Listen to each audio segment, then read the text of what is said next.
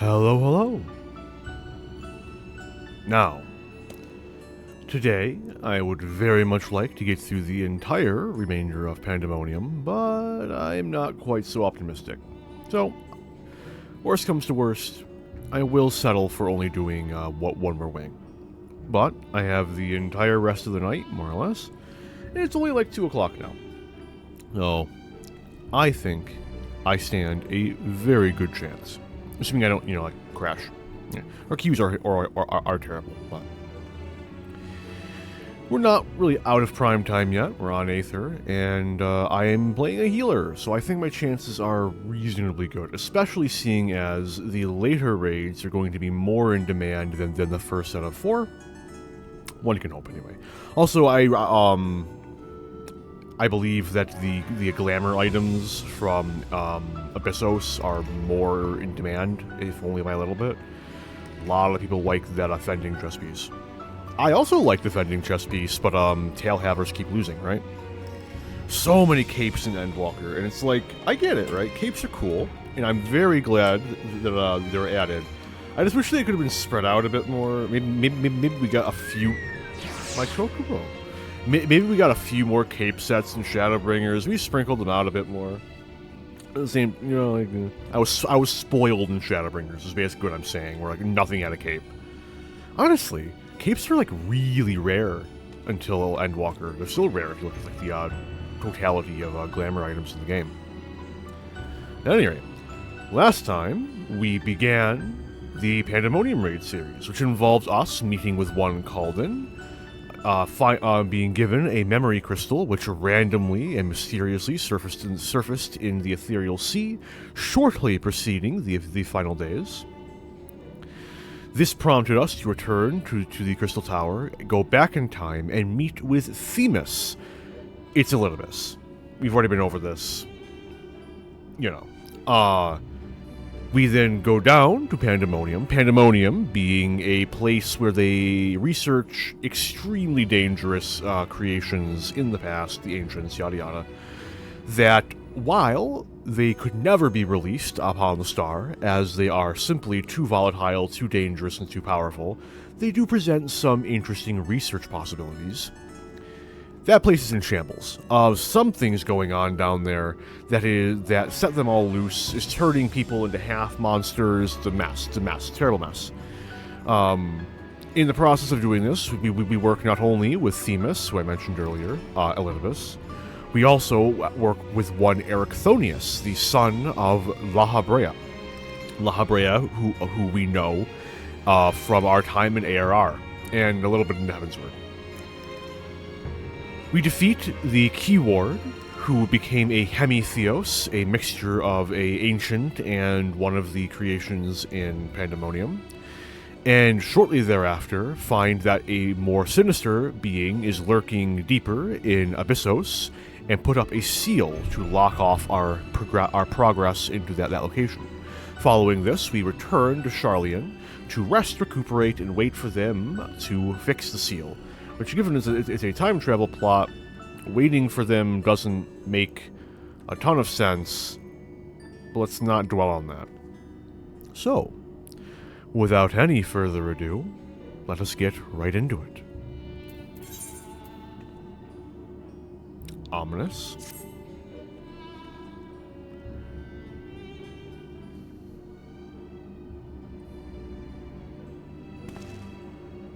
So I have to kill an alarm before it goes off. Arntel, I've made a breakthrough. After uncountable days and nights, I have finally hearkened to the Crystal's whispers, and I must say...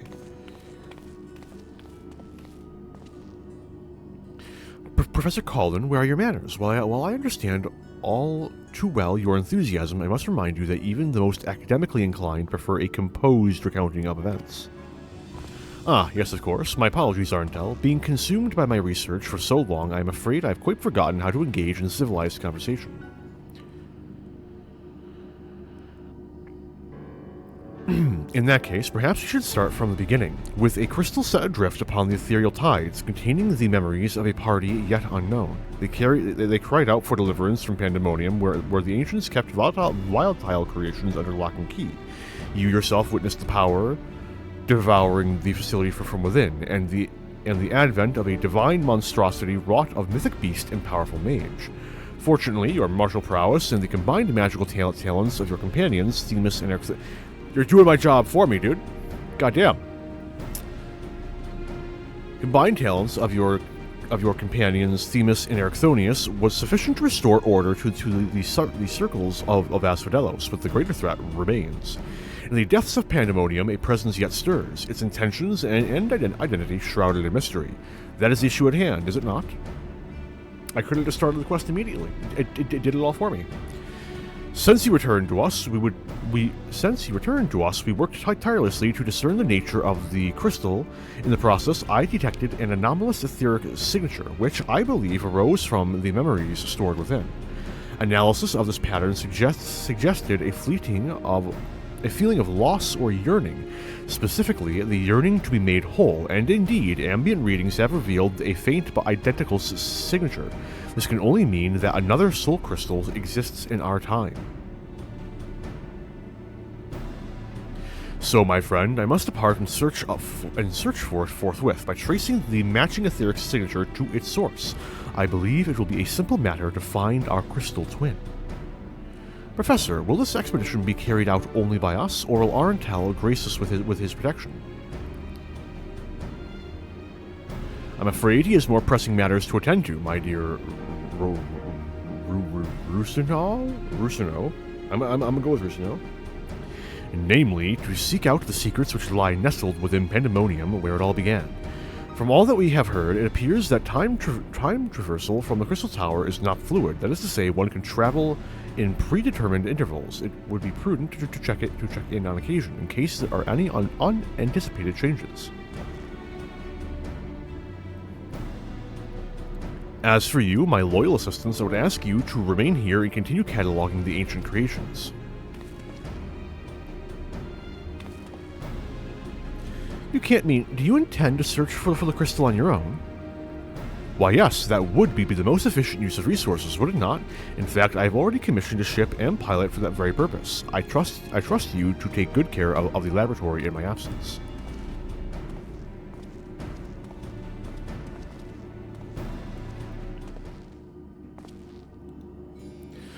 I apologize for that somewhat abrupt departure. When progress is in sight, Professor Calden tends to become blind to all else. Indeed, he has been worse than usual, but I cannot fault him for his excitement. I do wish he would spare a thought for those around him. For reasons unknown, the crystal seems loath to be overheard. Much as it spoke only to you last time, none but the professor has been able to capture its etherical yearning, which has served only to convince him that he can solve this puzzle on his own.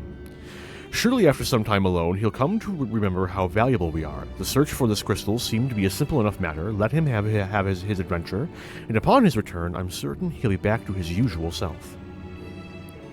As for you, Arentel, it may be best to return to Pandemonium, as Professor Calden suggested. Speaking of which, I do have a request of my own to make. Traveling to Pandemonium requires you to pass through Abyssos, correct? There is something I would have you investigate in my stead. While those creations confined within Pandemonium are considered to be failures, I doubt that's the whole story. Bearing exceptional cases, they must have been under observation in Abyssos before being consigned to their shackles, and if we know anything about the ancients, it's that they would have kept thorough records of the results.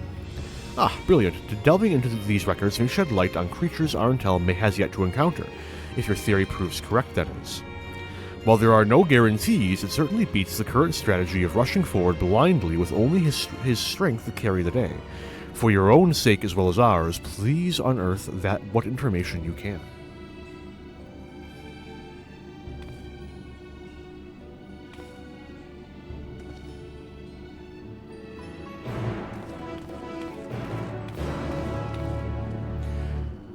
I don't remember what P5 is. Oh, I thought that... Oh, okay, all coming back to me.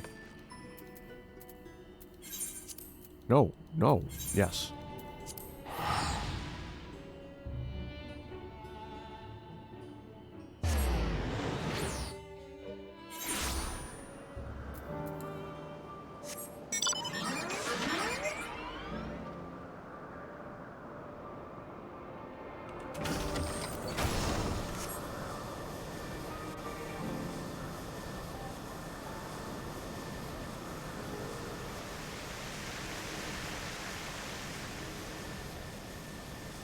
Okay, Themis. How's it going? Ah, I did not expect to meet you here of all places. You seek records of Pandemonium's creations. Master Themis has just finished perusing the very same. I should not be surprised that we both arrived at the same conclusion. Luckily, I have saved you the trouble and gleaned what information I could. Ah, so you know each other. I was dreading having to once again scour the archives, but perhaps instead I'll rest for a spell. If there's nothing else, I shall take my leave.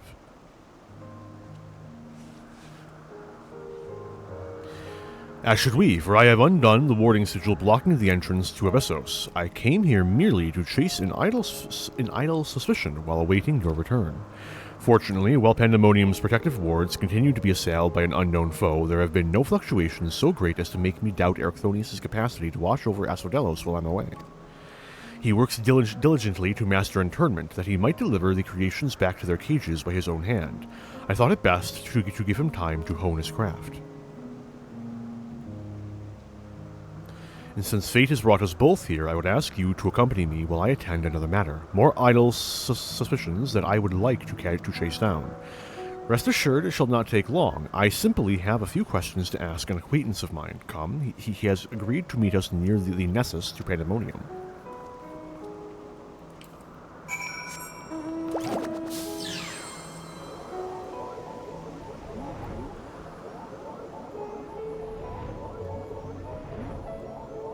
I wonder how hard it would be to get a group together to do... No, because like there's no like real unsyncing that yet. I really want to do P8 S because I really want the mount from that. The fire snake from that is so cool, man. Maybe one day I'll get the Amastoma. But I'm not in any hurry for it. As neat as the axolotl is, I'm good. I got my axolotl effed somewhere around here. Yeah. I forget where this came from, actually.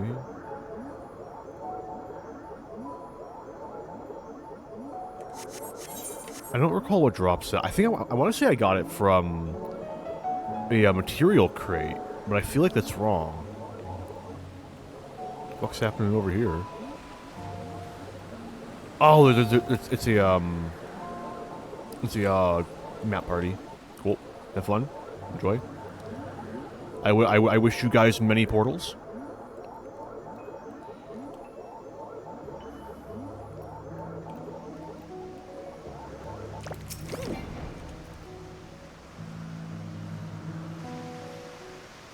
I never realized how high up in the air the Akmorn comes from. Oh, jeez. As I have pondered our expedition into Pandemonium, I could not help but be mystified by how strongly the warders we encountered felt for La Habrea, whether it be for good or ill.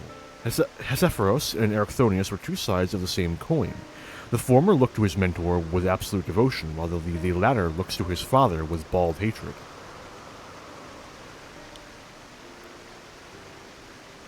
I would not expect a familiar such as you to understand this, but such extreme emotions toward a single individual are quite rare indeed. Naturally, I feel gratitude toward my mother and father, yet we are all equals in the larger picture of the star. This view is not unique to myself, it is more or less accepted as the way of things. By contrast, the researchers of Pandemonium seem to view La Habrea with a feeling approaching obsession.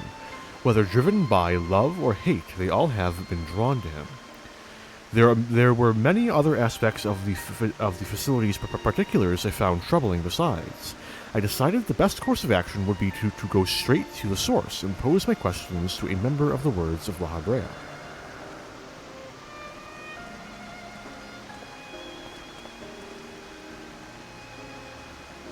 My apologies to have kept you waiting, Master Themis. I understand you are conducting an investigation of Pandemonium and wish to know of its origins. Indeed, in particular, I wish to know why exactly Pandemonium was built directly under Elpis. The facility is overseen by the words of La Habrea. After all, why keep it so close to Elpis, whose governing body has no say in its day-to-day operations? At first I thought it to be simply a matter of convenience. Those creations which were deemed failures by the researchers of Elpis could be easily ushered into their new homes. Imagine my surprise when a trip to the archives revealed that many of the creations were sent from organizations beyond Elpis, including from the words of La Habrea themselves.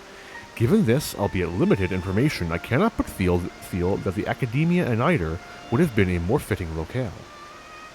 What does Elpis have that cannot be found there? These are fitting questions, and one we have asked ourselves many times in recent years. Alas, the nature of Pandemonium's construction does not lend itself to relocation. When first it was built, circumstances weren't as they are now. As you surmised, the majority of the creations kept within Pandemonium were sent from Elpis. Yet as the years passed, interests changed. Failures in creations deemed too flawed to even submit to Elpis paradoxically drew the attention of Pandemonium's researchers. That's quite the change, and in fact, it almost runs counter to the facility's original purpose. Who is it that decides which creations will be subject of research? Master La Habrea. Such authority is reserved for the chief keyword, and he has taken upon himself to step into that role. So, if Pandemonium's resources were being misused, it would be under La Habrea's authority, correct?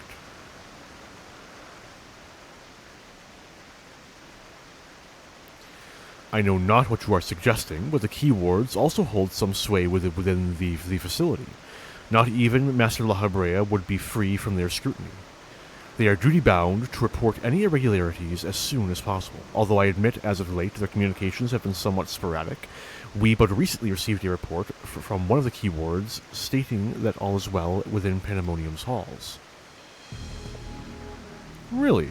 And you are certain that a keyword sent it? Yes, of course, our communications suffered a temporary obstruction, but I can assure you that the words did their due diligence in confirming the identity of the sender. Thank you. This information will be helpful to my investigation. That will be all for my prying. Then I shall take my leave. While you are yet permitted to conduct your investigation freely, I must remind you that the warder's work is delicate, and it would be remiss to disturb them for longer than is necessary.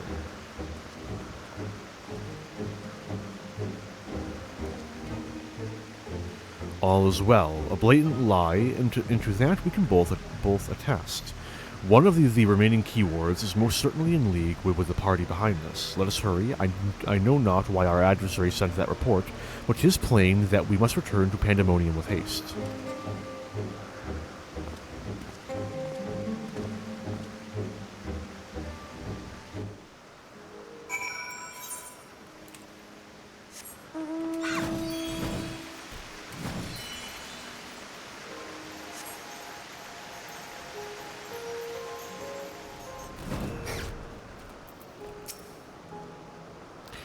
I cannot guess as to why this false report has arisen now, but it certainly bodes ill, as does the knowledge that our mysterious mastermind has at least one more keyword to puppet.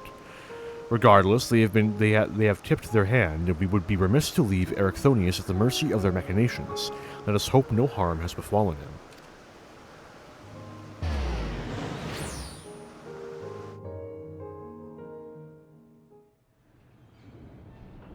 Oh yeah, I think these might be my favorite normal raids in the series. What would that be? 7? 7 is definitely my favorite in the entire series. I love the tree. But like Athena's pretty fun. It's also probably got the best music out of the series as well. IMO. Not quite. I've traced these sigils countless times, yet still I lack the strength to maintain the spell. And now time works against me. I can no longer be victim to my own ineptitude. What? Who goes there? There is something to be admired in such a single-minded effort, even if your methods leave much to be desired. You allowed this familiar to catch you unawares. Have you set your sights so high as to forget you walk upon the earth?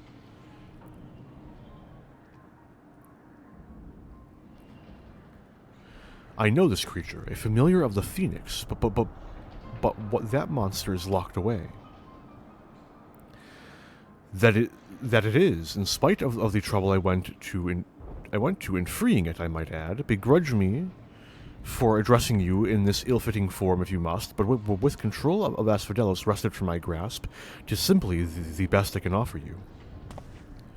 Hide if you will, but mark my words, I will find you and make you pay for the chaos you've sown. Now, there's no need for such hostility. A calm heart stays the course, the wisdom of La Habrea, your father.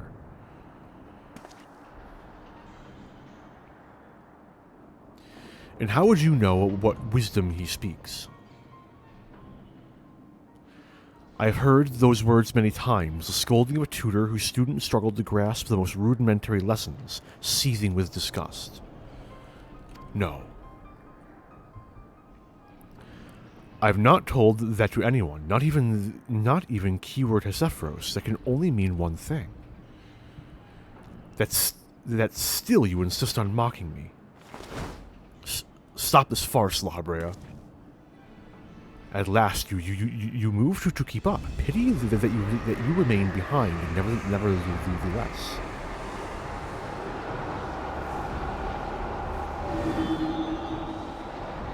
What? As ever you are, always you fail to learn, fail to understand, fail to act. And though fate deigned to offer an escape, you remain here. You are bereft of magical prowess and common sense both. But you need not despair. Dull though you may be, you are yet indispensable to Pandemonium's great experiment. What... There's the affection I remember. Tell me, did I ever once measure up to your expectations? You shall. Take pride in that, and rejoice to see your wish fulfilled. What wish? Come, and all shall be revealed. At this stage, this hatred is but a consequence of ignorance. Our desires align more than you know. What are you?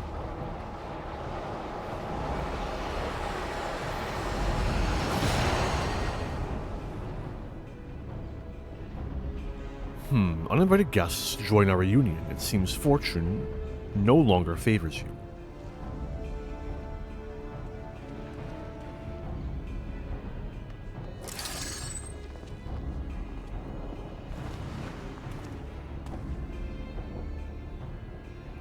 Do you think I have any interest in listening to your prattle, let alone bowing to your will? I am no longer a child. My faith lies with those who have earned it. So these are the heroes who brought Hesephoros low, even as power divine flowed through his veins. 'Tis plain that they are worthier subjects to contend with.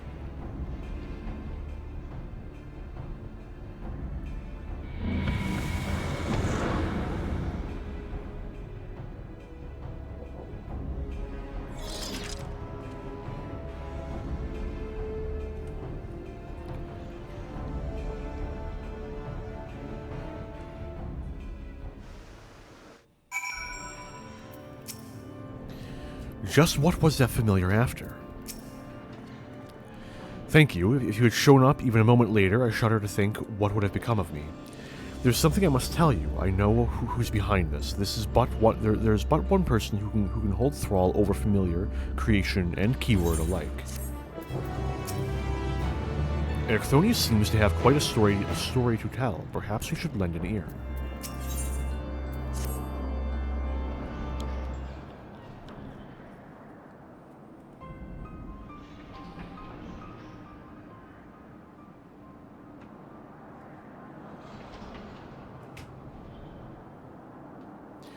And so there can be but one conclusion. La Habrea was the driving force behind this chaos from the start.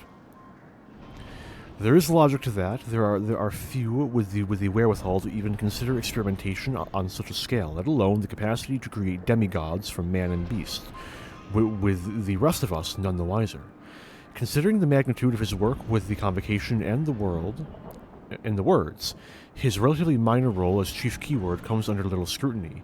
Even as it provides him the authority to wield dangerous magics, it may serve as veil and mantle both. Still, I find the notion hard to accept. The misdeeds perpetrated here could not have been done but by the La Habrea I know. You have met him, yes? Do you think he is capable of this?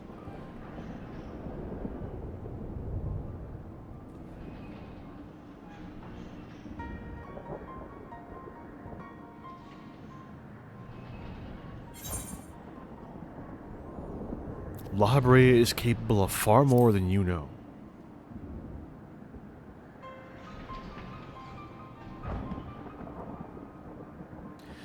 Is he?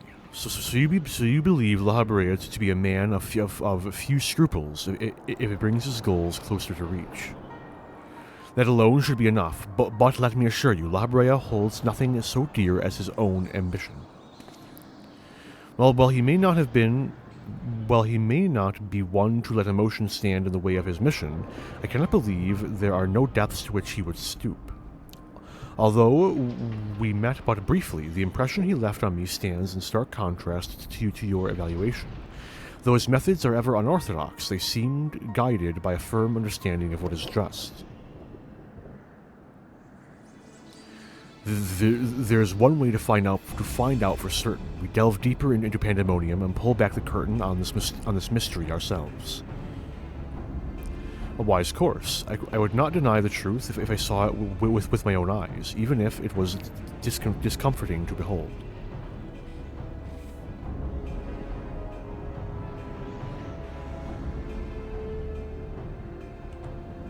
Then we must move forward with no access of caution. La Habrea, or whomever is behind this, is likely spread their tentacles into every corner of Pandemonium.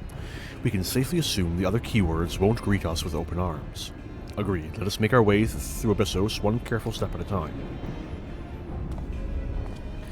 I shall stay by Erechthonius' side in case our enemies think to target him again. Could I trouble you to take the vanguard? Thank you. As a precaution, I shall safeguard you with a simple spell. This will ensure that even should we become separated, my phantom warriors will still come to your aid. If it does come to battle, the keyword's magics will put us at a disadvantage once again. Luckily, we have you to even the scale somewhat. I trust you shall be liberal with your weight.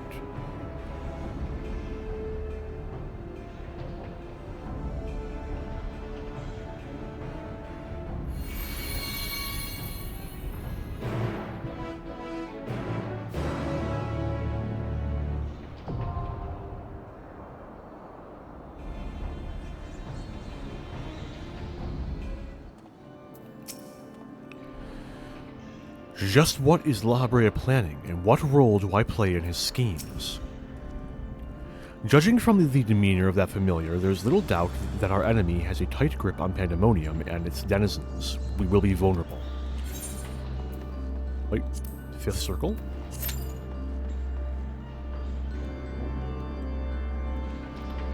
Let's see how the queues are feeling today. And in the meantime... Did I ever get... I think I'm still at 9. Yeah. I need one more coin for that dude. So we're off to a Dole Isle again.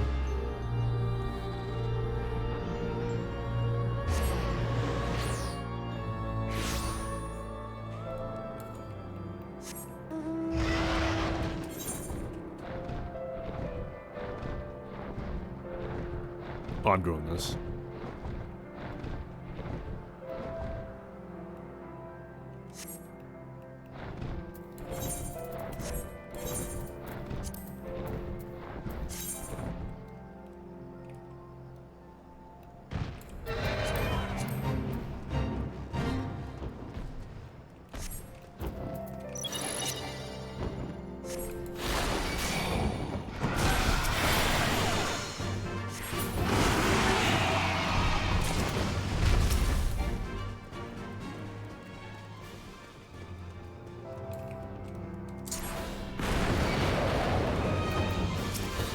Get over here.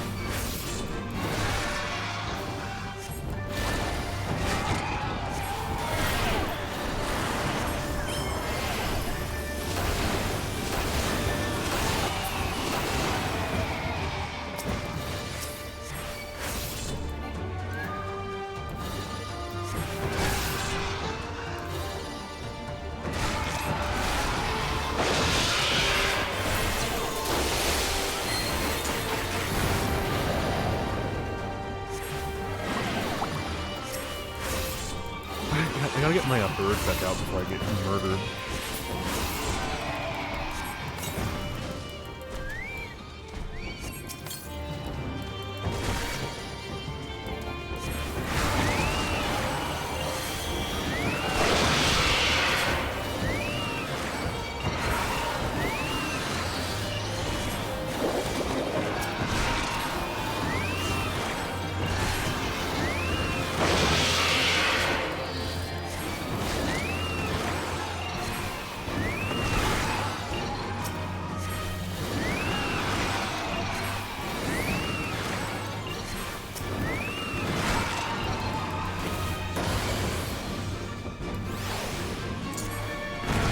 Why did you de-aggro? What the fuck?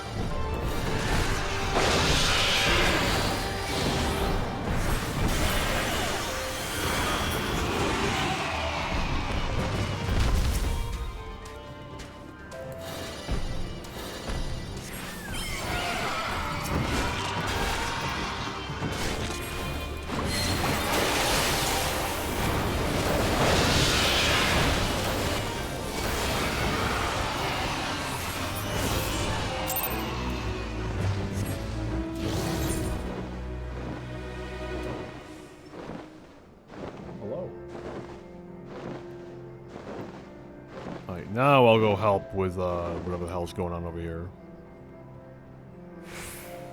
It's progressing like really slowly. So either it's like a healer who's like hoping to whittle it down in time, which at this rate not happening, or it's like NPCs that are like strangely durable.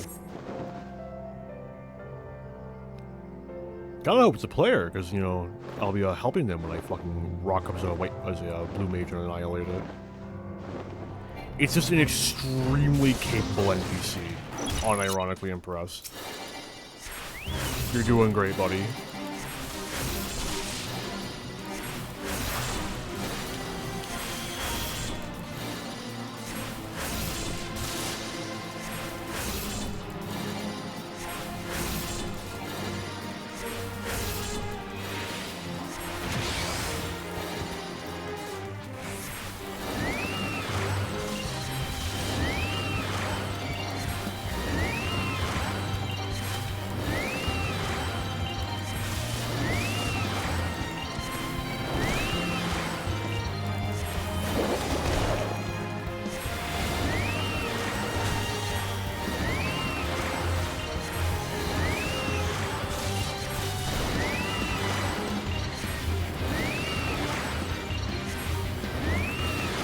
Almost there.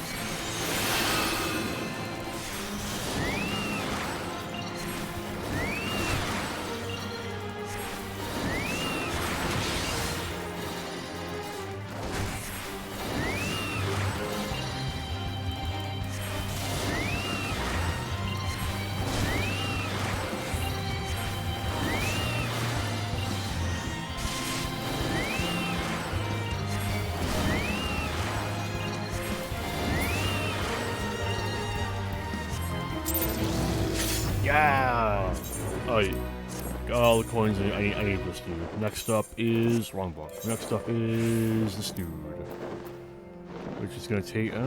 You know what? I'm doing Ezra's Law only because there's mob drops in Ezra's Law that I like periodically need for crafting, and I hate being in Ezra's Law, man.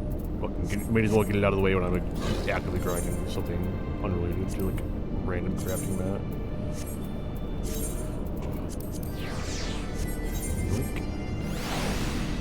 Okay, nearest fate is over here. Granted, the primary material I'm thinking of is chimera mains, I think? It's a chimera something. Drops from chimeras, shockingly enough.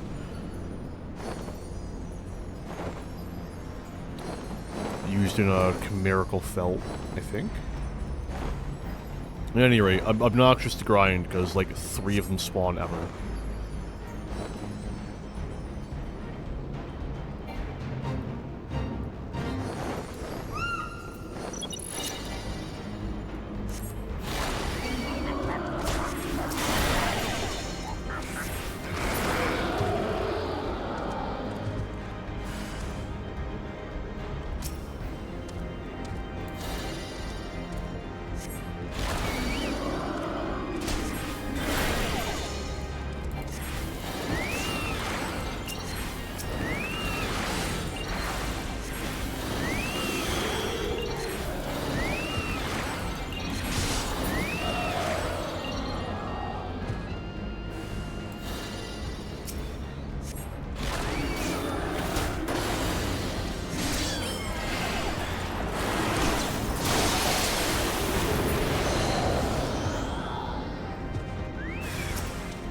Ooh, 3 of them this time.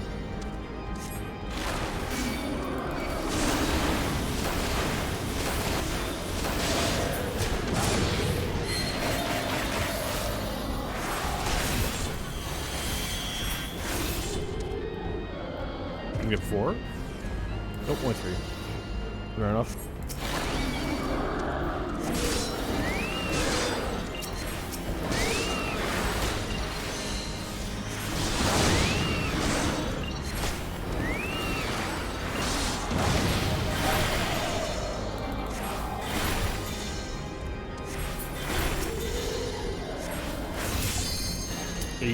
Well. And fate done. And coin get. I just keep winning.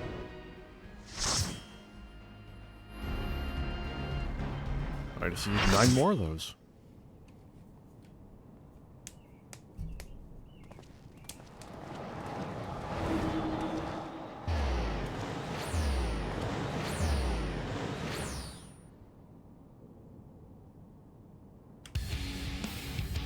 Yeah.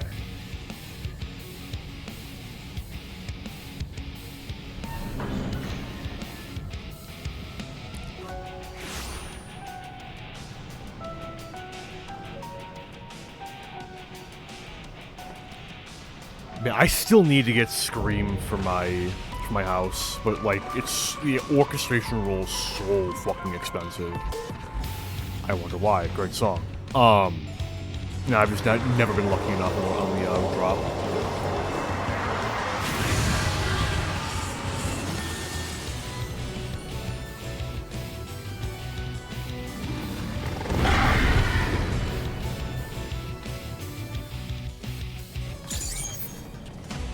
Yeah, also, Edgy Glamour win square?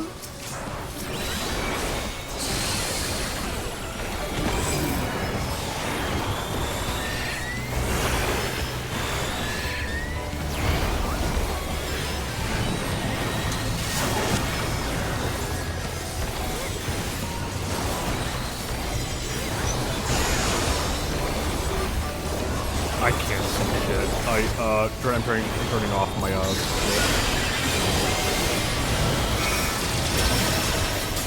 damage? What's damage? Imagine taking damage.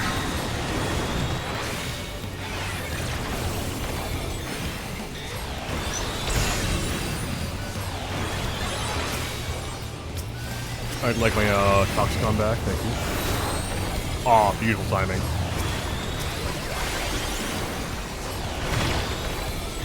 My Toxicon.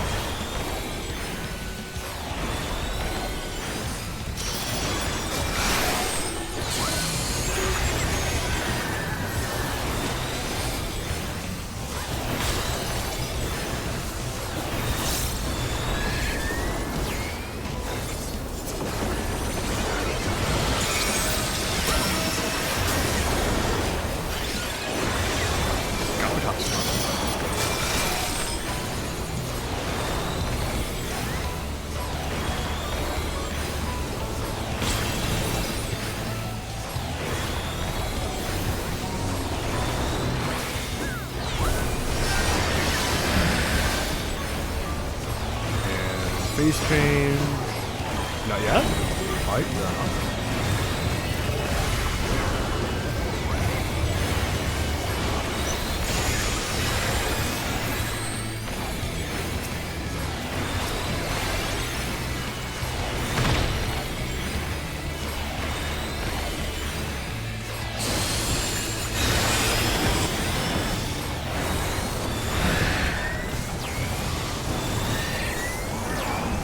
Now we're featured.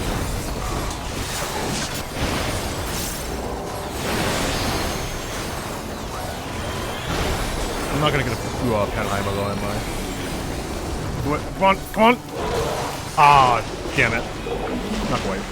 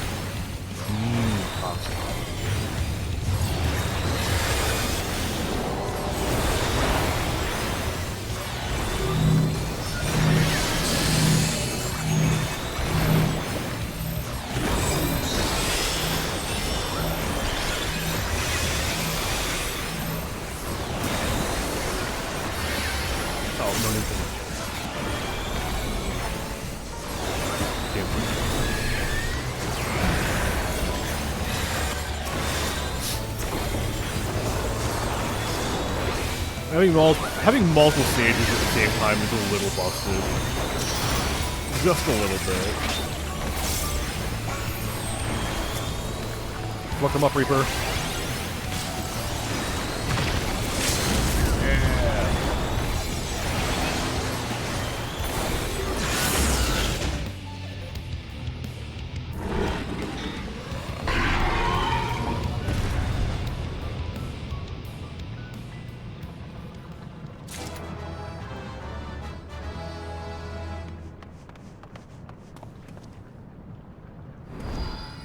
God damn, I just got everything.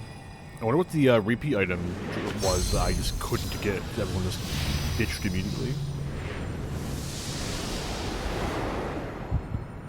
Goodbye, Carbuncle. Maybe one day I'll be able to edgy glamour mine for edgy.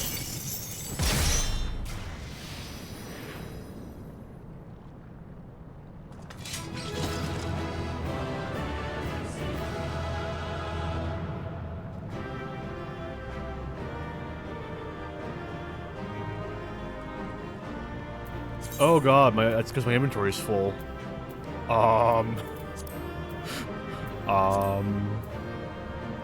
I see.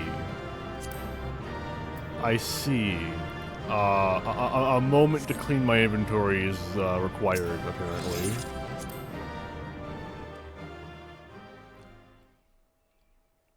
I let it fester for too long.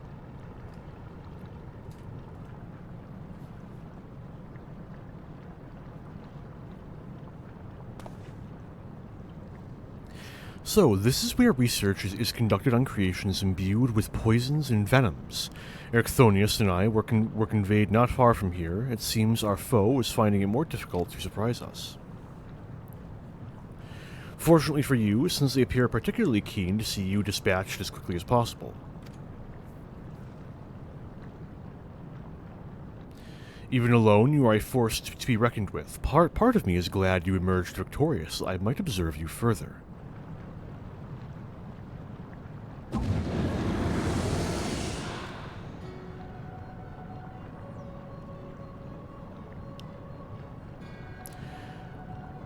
Were the circumstances different, I might thank you for keeping my son alive for this long, but I believe we can forego introductions unless I have misread you.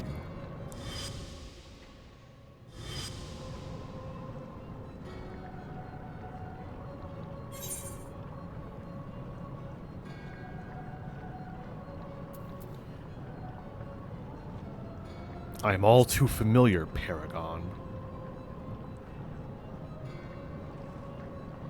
A charming appellation, but I am afraid I hold no such position. No, I am La Habrea of the Convocation 14. If you truly are who you claim to be, then answer this question. That can wait.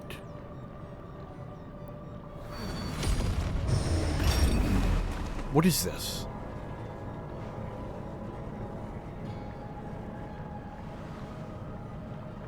Now this is curious. The trap I wove at your feet reacts to aether, but you remain unaffected. Such thin aether, and in an unfamiliar composition besides. It is no matter, I suppose. A more direct approach will beget the same results. I would advise you to think carefully before deciding your next action. Strike me down here, and Erichthonius' wish shall remain unfulfilled. Never again shall he meet Athena. Mother, how dare you hide behind her name? Listen well, Erichthonius. We are of the same mind concerning your mother. You have your allies for protections. What harm is there in hearing me out?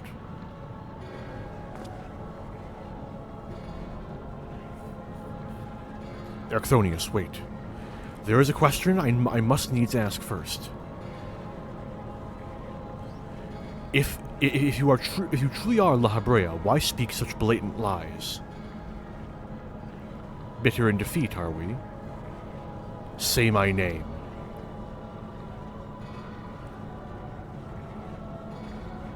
A simple request. Themis, was it? A trifle soon forgotten, as are you.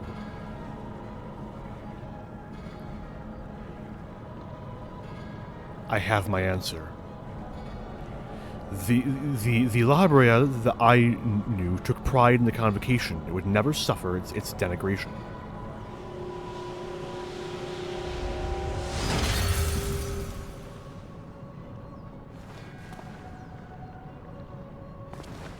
You sully his station with this farce.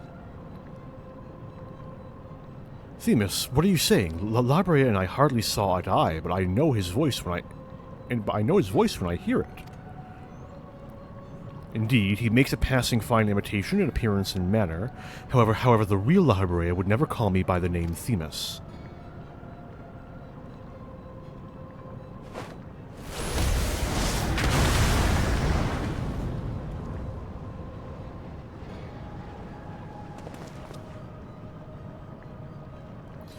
What trouble have you gotten yourself into, Elidibus?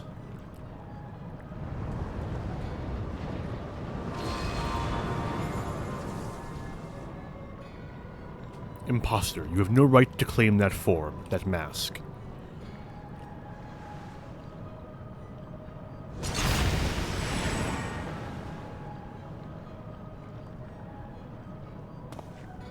What? Who?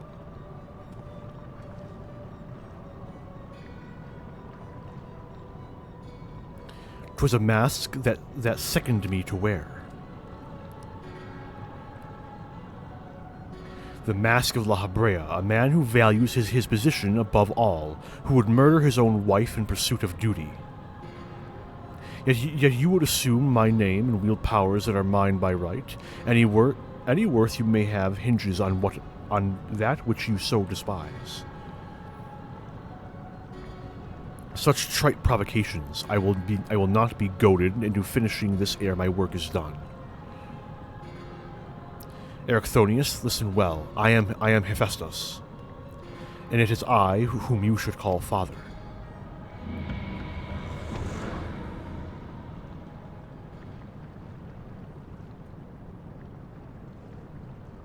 What in the name of creation?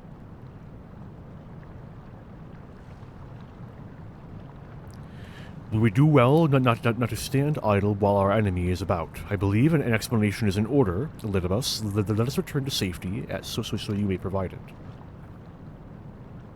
Ah, that sounds more like the La Habrea I know.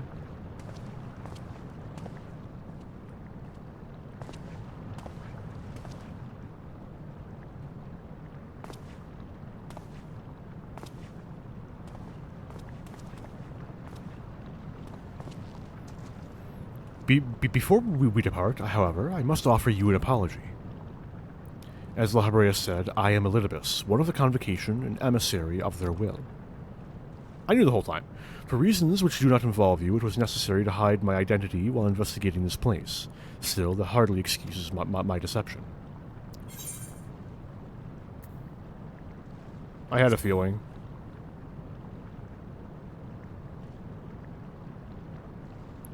Your perceptiveness does not surprise me. When the time comes, it shall make my explanation all the easier to understand. In any case, we have pressing matters to attend to. Let us do as La Habrea suggested and return to the gates. We can speak there.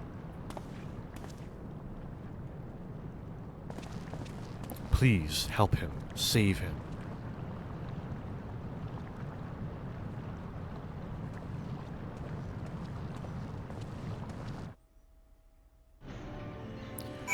Alright, but first, we have to go on a side quest. Hang on. I just need to set something up.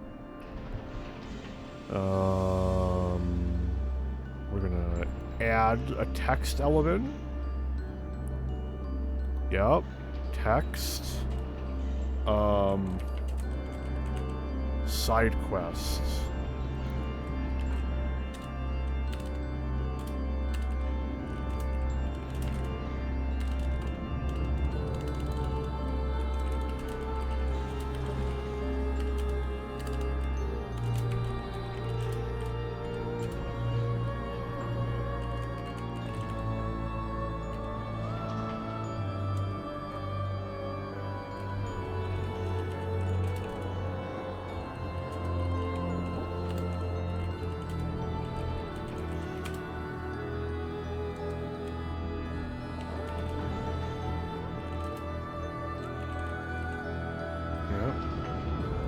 We're gonna make it red.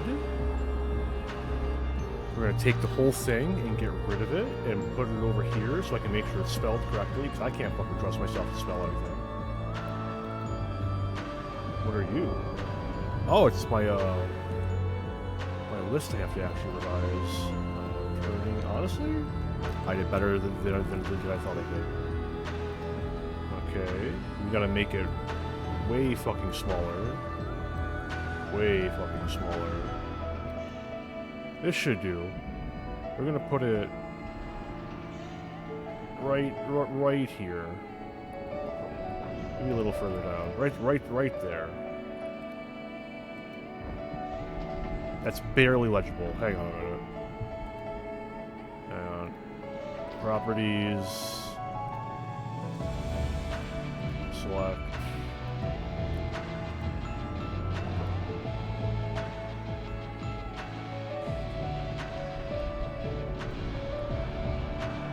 No, it's still kind of awful. I kind of wish I could make it like so that it like is always the inverse of what it's overlaying. That'd be kind of nice. Alas.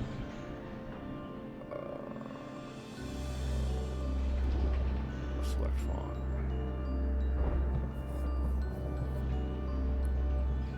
Bold.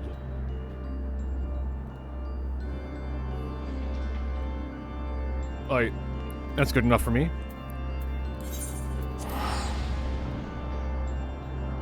It's not amazing. It is in fact barely passable. But hey, it serves purpose. It's wrong. Right.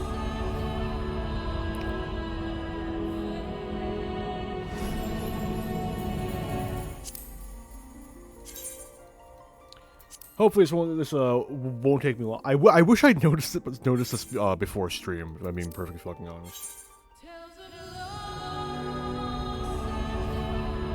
In fact, here's my notebook. I need to remember to put timestamps on this. Like, I am unfortunately way too much of a fucking cheapskate to not at least try to sell some of these materials via my retainers. We're gonna say like 59 minutes ish is when I started my escapades.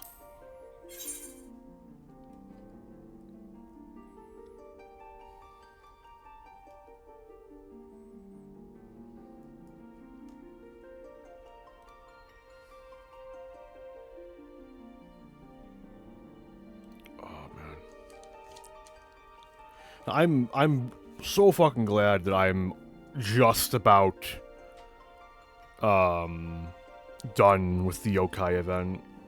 I'm like allergic to fate farming, and that's although I will say that doing it on Blue Mage has made it dramatically less annoying.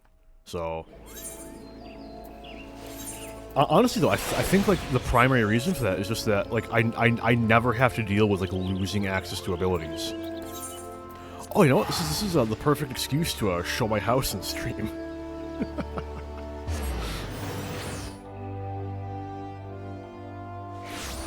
Anyway, this is my house. This is basically the sole reason I moved to Seraph.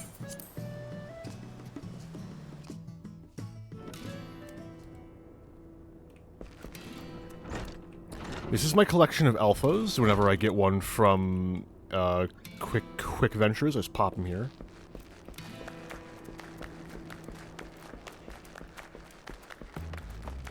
And this is the basement. There's nothing in there, don't worry about it.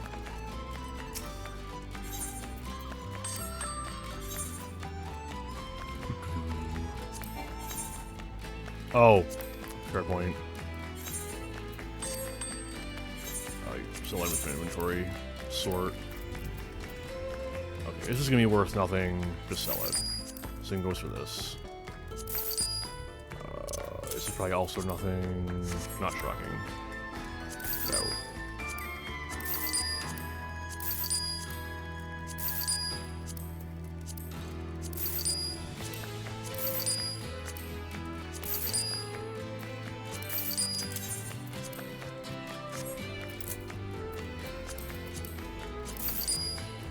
Rapidly looking like I would have been better off just going to a generic merchant. Beach log, let's get out of my inventory. Oh, is it worth a surprising amount? Throw those up. These are worth nothing.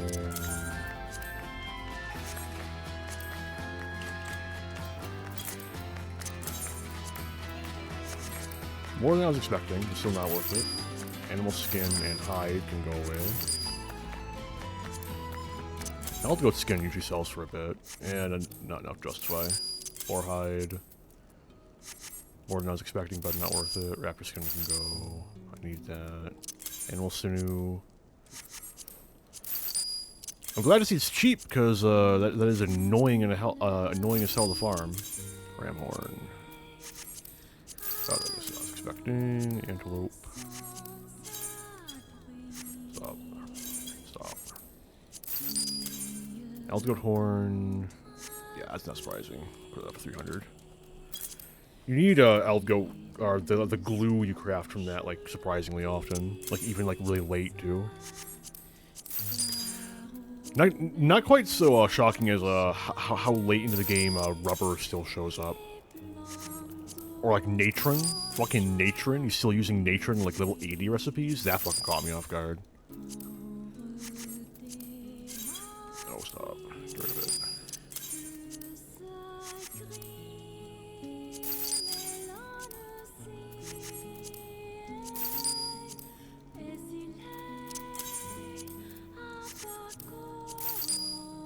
Potash, varnishing, beastkin blood. That's gone. Keep this Spoken blood. I think this is used in something. Yeah, still don't know. Get out.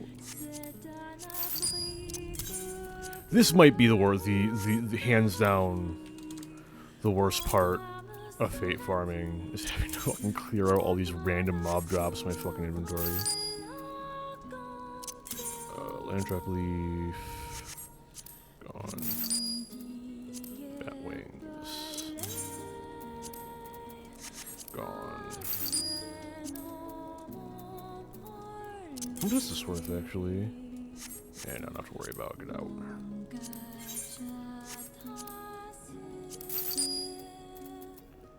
Okay. Substantially better. Not perfect, but hey. Trust withdraw.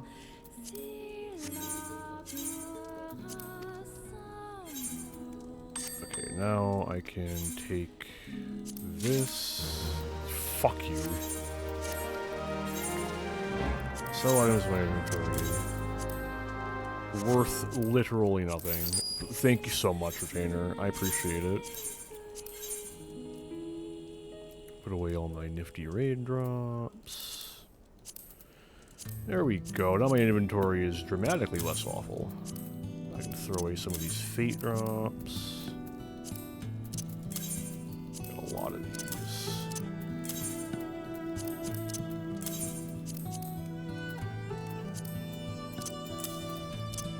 I'm gonna put all these away. There we go. Okay. Side quest over. My inventory is in a state which I would consider approaching acceptable now.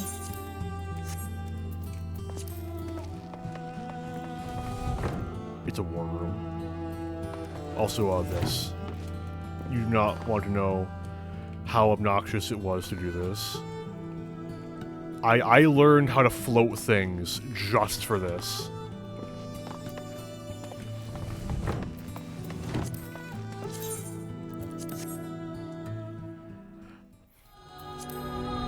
Now, before anyone gets any ideas, I do not think I have a particularly pretty house. Like, it is... Compared to what I've seen people pull off, it's fucking nothing. I'm happy with it, you know? What was I on? It's because I'm fairy.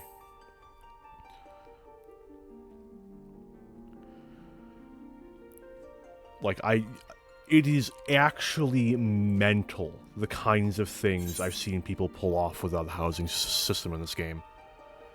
I don't have the mental wherewithal to even begin figuring out how to do some of those things. And, you know, I think it still looks good enough, all things considered.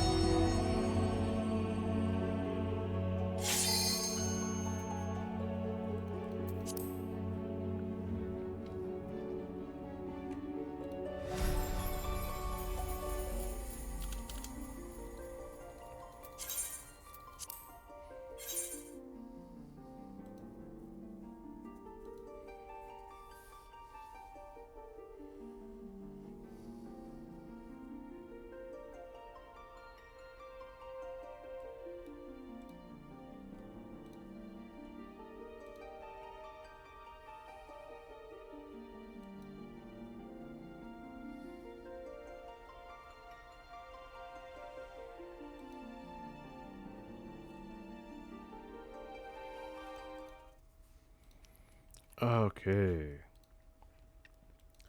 Back on track, and it only took me, like, what, 14 minutes? Not terribly. Could have been worse.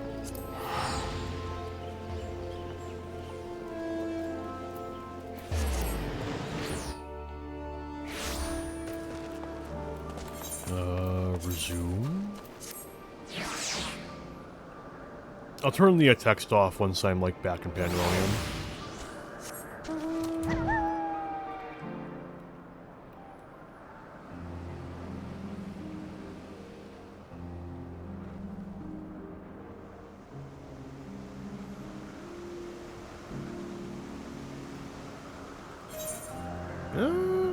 Nah, going to, And of course, this one would have been slightly faster. Alas.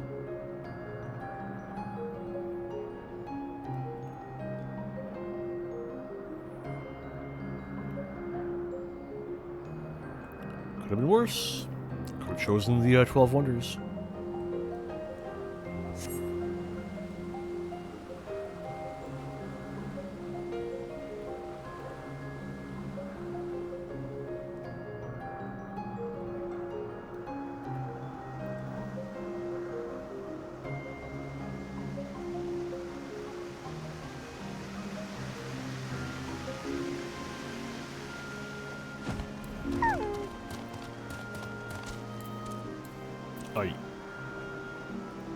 Side quest message gone. Down to Pandemonium. I'm gonna need to put all of my various text boxes into a folder at some point, like how I've got my images.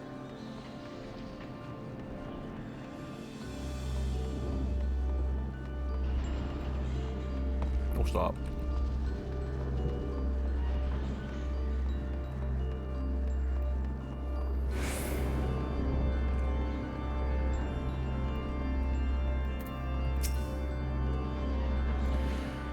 I see Abyssos has chosen to keep odd company, such a vexing composition of aether you possess.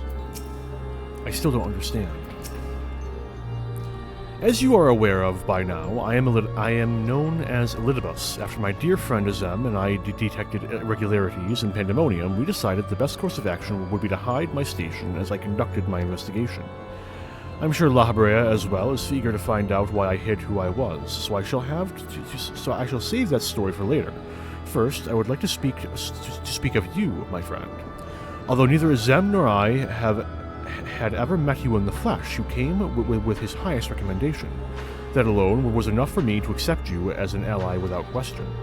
That somewhere in the world a guiding star so similar to himself was out there amused Azem to no end. There was not a shade of doubt in his heart that you would be a formidable ally. Furthermore, I have heard stories that Mistress Vana, who held the position of Azem previously, journeyed with a familiar much like yourself. That made the decision to trust you all the easier. She, too, now dons the white robes of an advisor. If she placed her absolute faith in you, I knew I would be in capable hands. Aware though I was of the path you had walked, I had no interest in exposing you. I merely wanted to meet you, to travel by your side for a while. I may know but a small portion of your whole story, but that is enough for me to believe you would never lead me astray. I wanted to tell you that. I admit my own grasp on what just occurred is somewhat tenuous. Doubtless, La Habrea can elucidate matters for us.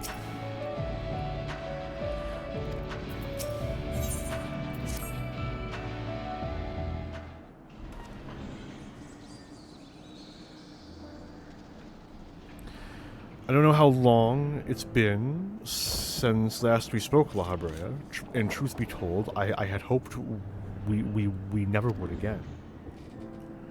But I see now that I was a fool to think I would ever escape your meddling. Just what is it that thing? No, just what is that thing that called himself La Habrea, and why is he the spitting image of your younger self?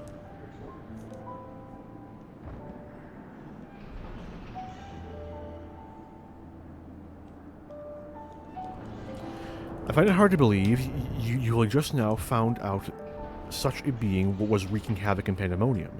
Did you think matters would simply sort themselves out? I suppose you deserve at least a cursory explanation. I was well aware of the anomalies occurring within Pandemonium, including the fact that Azem and Elidibus had taken it upon themselves to investigate. I saw no reason to insert myself into the situation for a time that was... Imagine my surprise when, instead of a formal report from you and yours, I received a communication from one of my keywords stating that research and operations were proceeding as usual. While Hephaestus' deception was almost childish in its simplicity, it became plain to me that your grasp on the situation was slipping.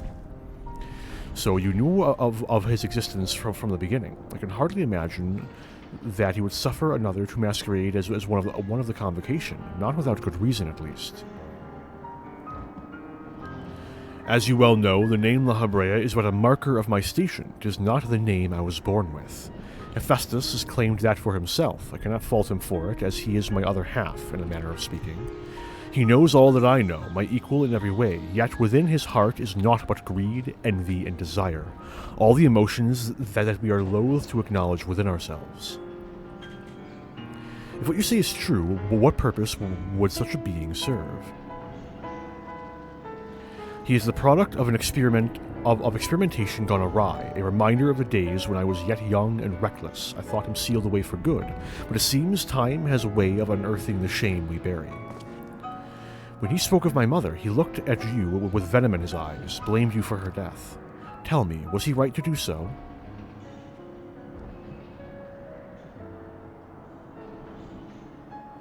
His words were but the ramblings of a tortured mind. The hatred and despair he endures has warped his view of the world irreparably.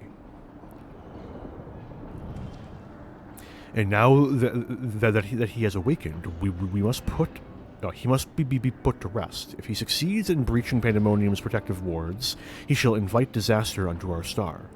As chief keyword of Pandemonium, it is my duty to decide the proper course of action. As such, I declare that all research shall be summarily abandoned and the facility destroyed. What? You would leave the other warders to their doom? 'Tis a choice befitting La Habrea. Do you disagree? You speak of duty, and ours is to guide our star and its inhabitants upon the correct course. It is no surprise that you would choose annihilation of Pandemonium, if its existence posed even the remotest risk to our people. Yet as you can see by Erechthonius' response, the decision is somewhat more nuanced than that. Zem and I grappled with this conundrum for some time, in fact. That is precisely why I chose to involve myself directly. It was the only way I could truly determine the best solution.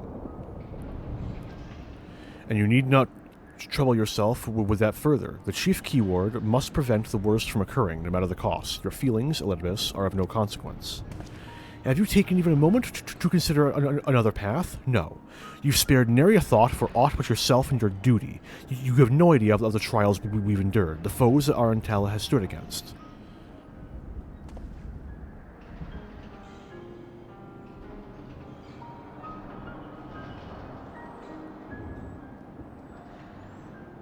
Arentel, is it? A being of such aether as I have seen? A being of such aether as I have never seen. What are you? He is the guiding star that shall lead us safely through this. Thanks to his stout arm and steadfast courage, we have subdued the mythic creations and returned them to their cells. Speaking of which, I would hear your opinion, Arentel. As outsiders, we are in a unique position to look upon circumstances with our vision unclouded by attachment.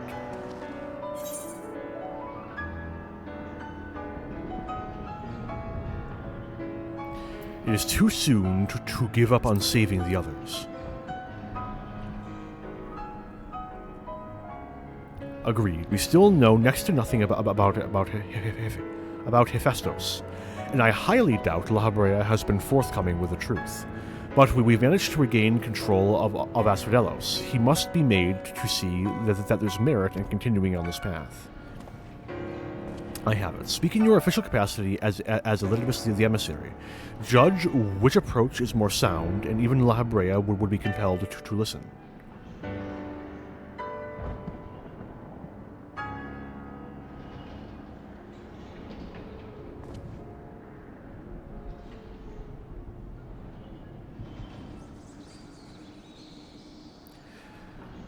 As Elidibus, I am duty-bound to assess the matter from a position of impartiality. My opinion as Themis can carry no weight. You understand what that means, yes? I do. Even so, you've walked with us all this time, seen what you've seen. Based on that alone, I trust that you'll find the best way forward.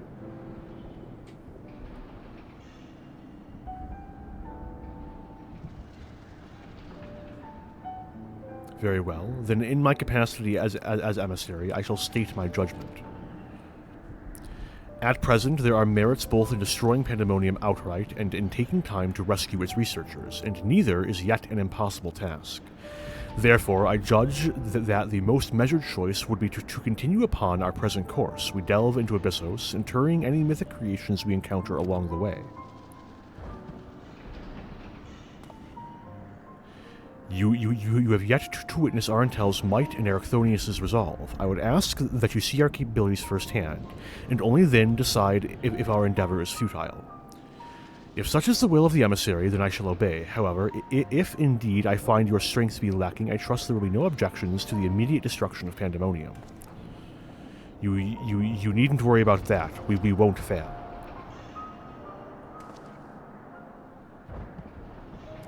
You are bolder than I remember.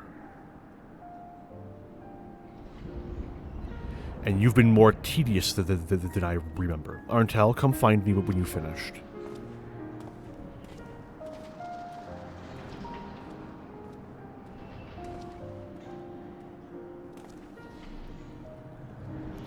Erechthonius is understandably frustrated, but if we are to conquer Abyssos, we must go forth with clear heads. Pray lend an ear to his troubles, that their weight might be lightened.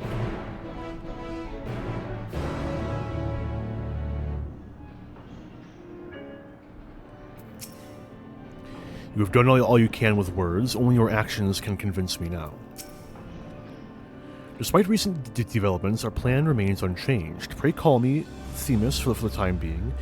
It shall put us all in the correct mindset, and in fact, I may be coming to prefer that name.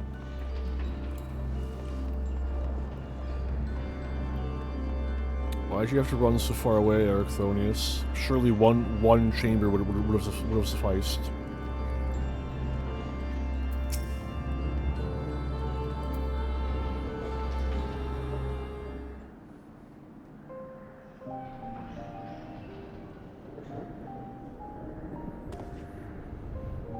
So, you do have my gratitude. Ill-fit as I am to show it at the moment, without your words to sway him, La Habre could have would have carried out his plan without a second thought.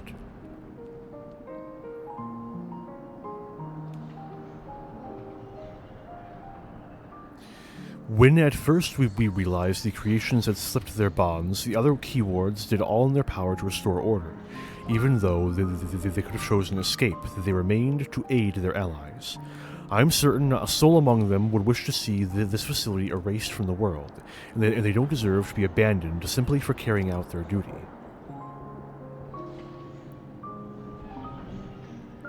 And besides, Abyssos has secrets yet untold. Secrets that would be buried in Pandemonium if Pandemonium were reduced to rubble. I mean to uncover the truth behind his words, the truth of my mother. While La Habrea was quick to dismiss his claims, I failed to see what Hephaestus would gain by fabricating such a story. All I was told of my mother's death was that she perished in an accident. No one would say more. It was almost as if they feared saying more, in fact. Even if it was not La Habrea that dealt the fatal blow, we've seen with our own eyes how quickly he can condemn others to die. I only wish to know at last what befell her. What do you think, Arentel? Does the La Habrea you know have any regard for the lives of others, or will he carry out his duty with another's blood on his hands?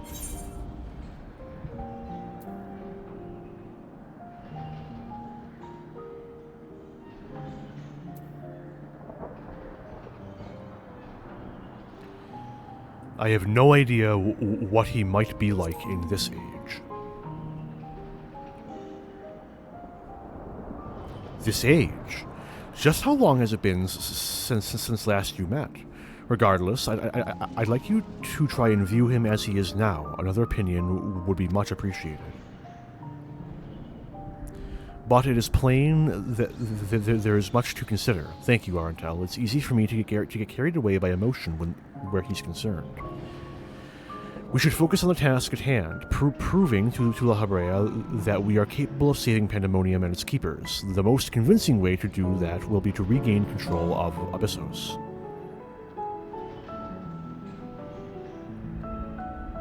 Although I am loath to admit it, he would know more about those depths than any of us, and seeing as how we require every advantage we can afford. Arntel, would you speak to him for us? He seems to have a special interest in your capabilities and may deign to help us at your suggestion, if only to see what you can do.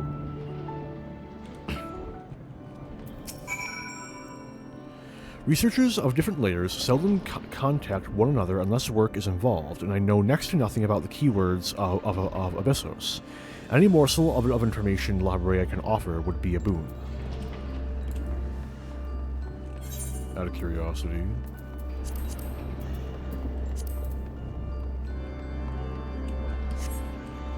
I hate you.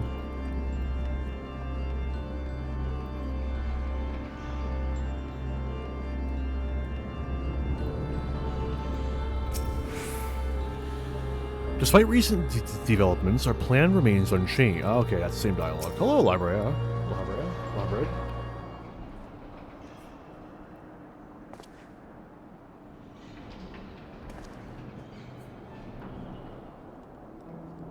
Ericthonius appears to have a deep trust in you, and Elidibus tells me you share some relation to Azem.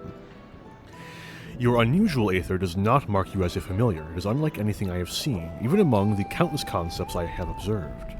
To think that I would encounter an existence I could not create by my own hand, Azem never ceases to surprise. The previous Azem was much the same, and taking the entirety of the star into consideration, she came to hold dear emotions and people that a more logical mind would have discarded. This made her act in her own self-interest more often than not. Just as you and Elidibus have conducted yourselves in this matter, the true danger of Azem's nature is its tendency to infect all those he comes into contact with. Ebitselk said much the same. Trust that I shall do naught that would violate my duty. And yet you so frivolously invoked your authority as emissary to justify this little excursion. It matters little, however. Only your deeds can speak for you now. You wish to know more of Abyssos, I take it. Although I no longer have control over many of its functions, I can yet sense what creations lie within. The chief keyword's reach is far indeed. Well then, what do we have to look forward to?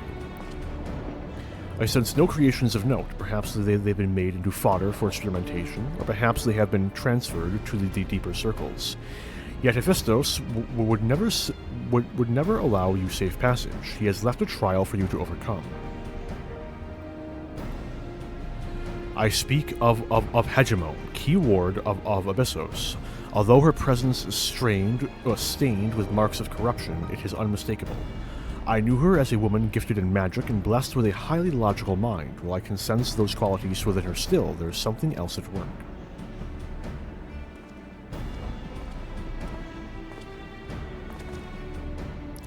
If I had to hazard a guess, I would say that's because she's already been twisted into a hemitheos, doubtless against her will. Arntel, Themis, we must rescue her from that cruel fate, and if we cannot, we can at least seal her away until we find a means to undo the damage.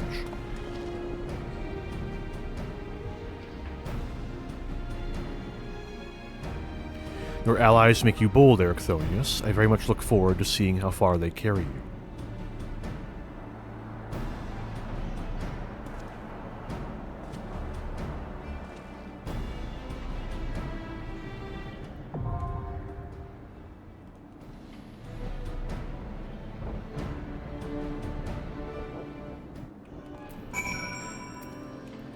Let's queue immediately.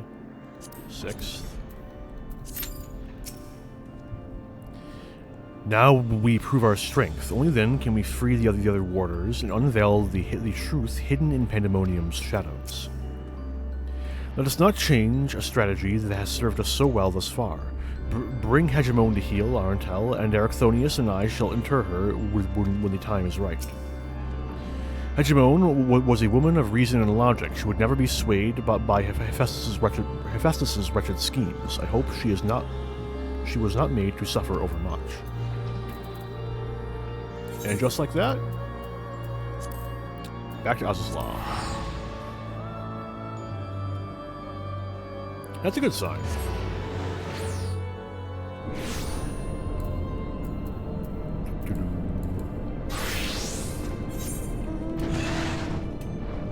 Oh, cool.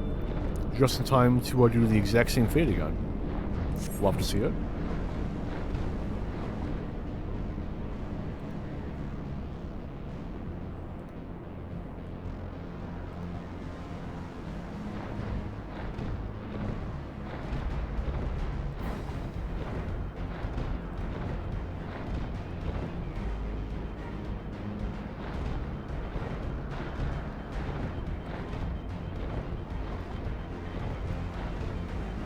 What the fuck? Okay, well, Discord's doing fun shit. I'm gonna have to check in on that later.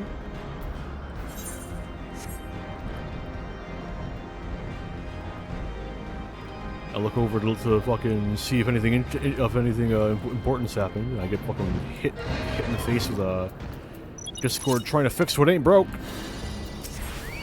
Supposed to be fun. Anyway. Shit. No, fuck it. Everyone in the mosh pit.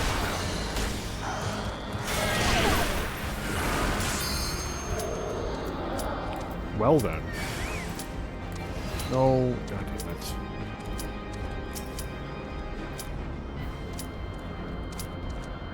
I literally don't have time for this.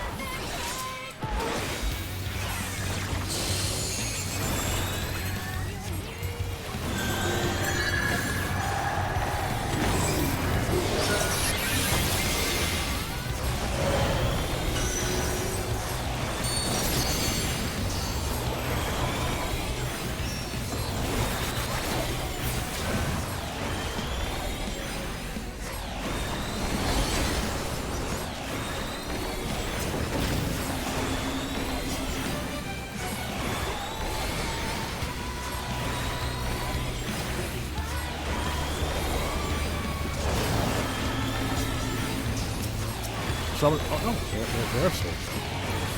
Let's do the dancer.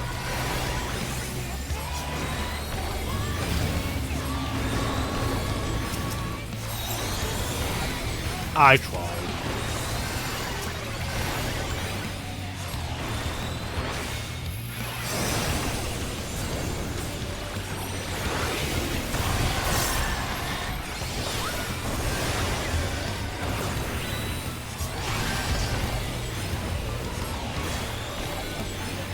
I don't know what the deal with the raid markers are. There's really not. I guess.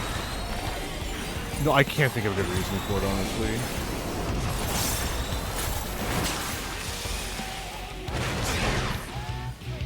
Uh-oh.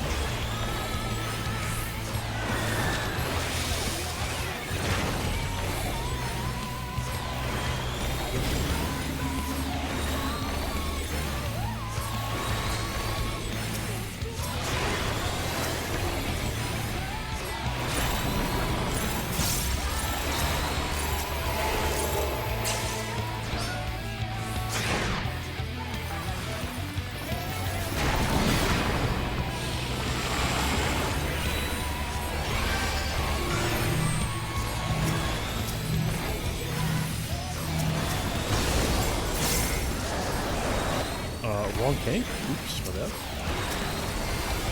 Warrior gets to free dual heal.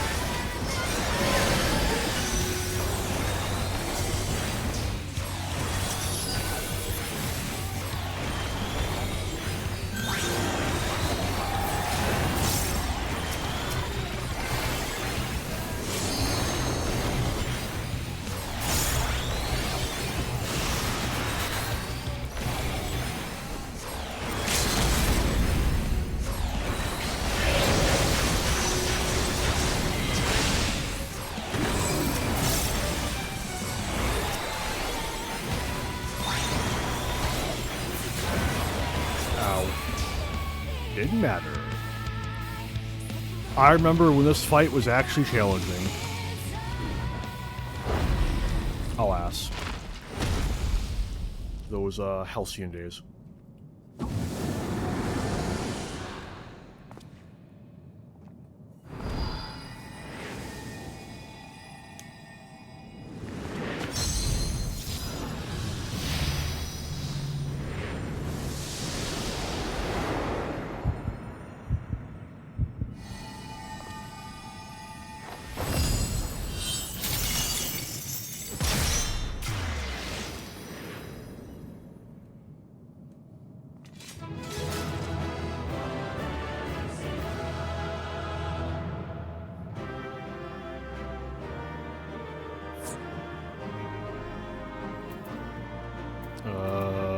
Need? Ooh, that's a good roll.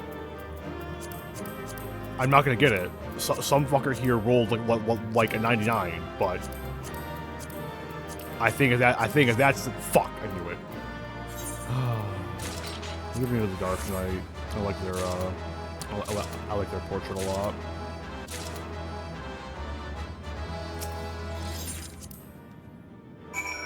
Actually upset about that. As it is to be expected, Erchthonius appears quite pleased with our victory. I could sense from here the hegemon has been contained. The effect of Hephaestus' tinkering is even more dire than I had imagined. But, given the current themes that we are going into, and this I want to... Dark Knight. Which, yeah, like, the themes coming up, it makes more sense, like, if you've done the job quests, which we haven't, and won't be for a long fucking time. But we'll get there, eventually, given time. We've won. The keywords are sealed away, or the keyword is sealed away and alive this time. La Habrea can't deny us now.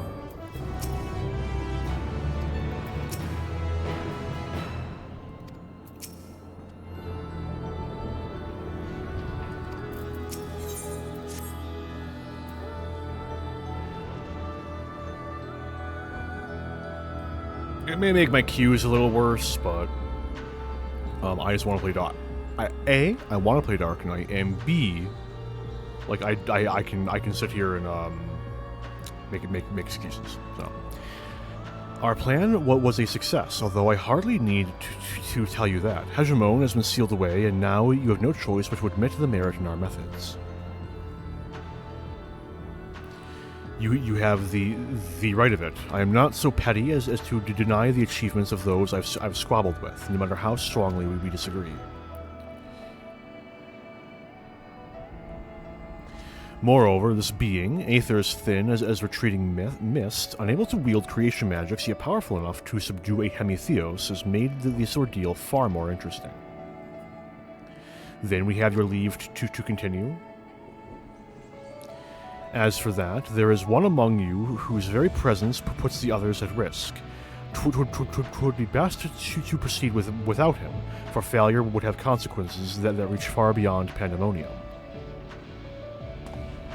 And of whom do you speak? A warder who cannot even conduct his duty without aid. In his place, I hope In this place, hope alone is not enough to overcome what awaits. A single misstep will send all to their doom.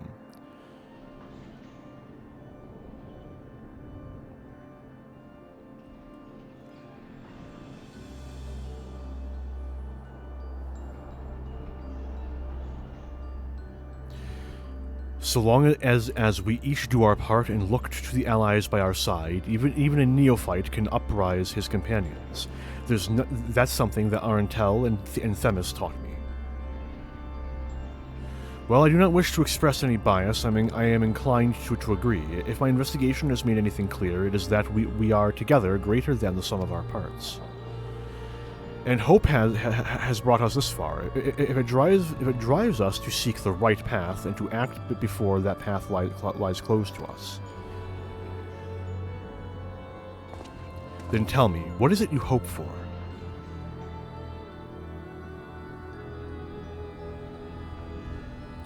To see Hephaestus in chains, that's the surest way to prevent further sacrifices.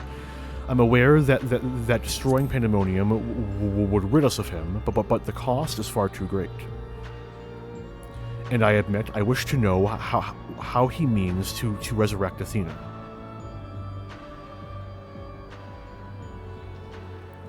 And there we have it. You must leave this place at once, and do not think to set foot in Pandemonium again.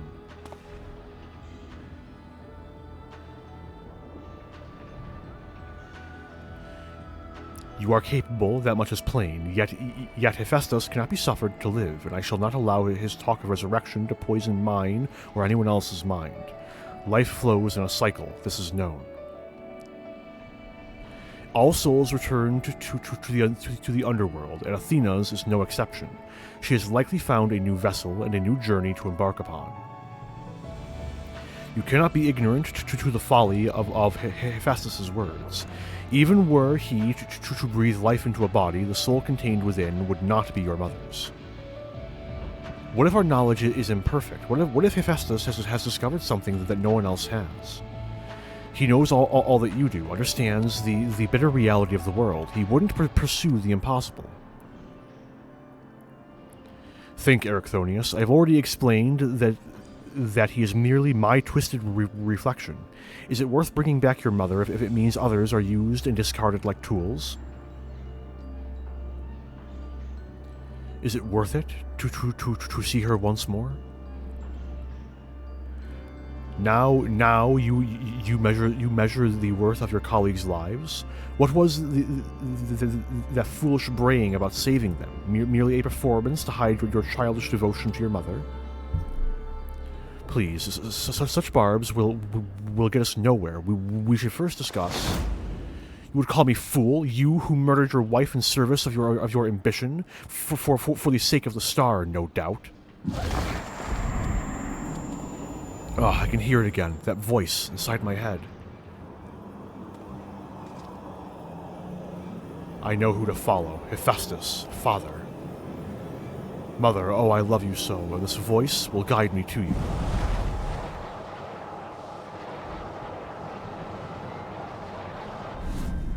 No, listen not, Erichthonius.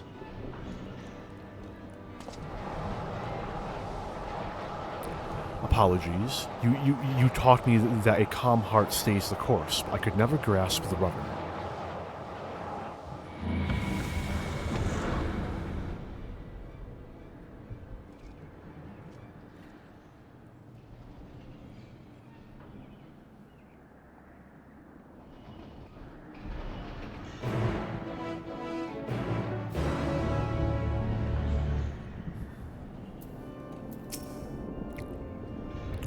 This was Hephaestus' work, there can be no doubt.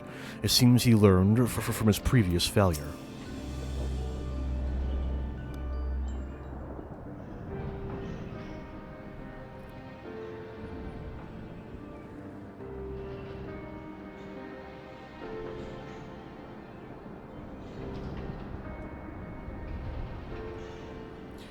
Hephaestus... Oh, goodness. No, why? Fucking goddamn it.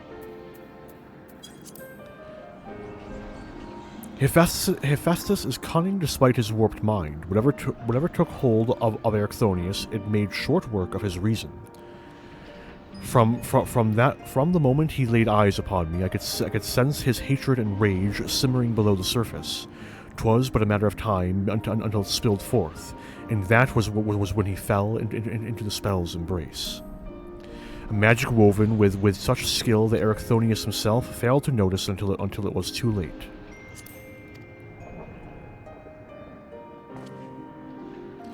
If this is the measure of Hephaestus' power, then the other keywords had little chance to resist it.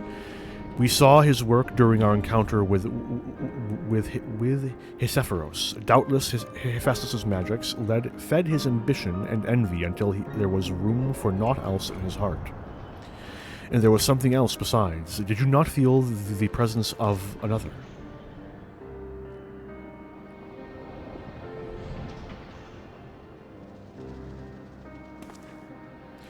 As I thought, someone was trying to warn Erichthonius, but whom? Could it have been one of the keywords?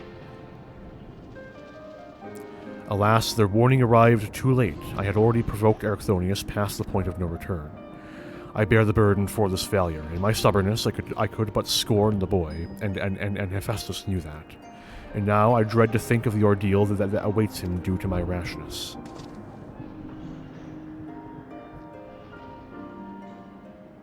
There is time yet to save him. We can easily regain control of Abyssos, giving us a firm foothold from which to brave Pandemonium's lowest level. The enemy is within reach.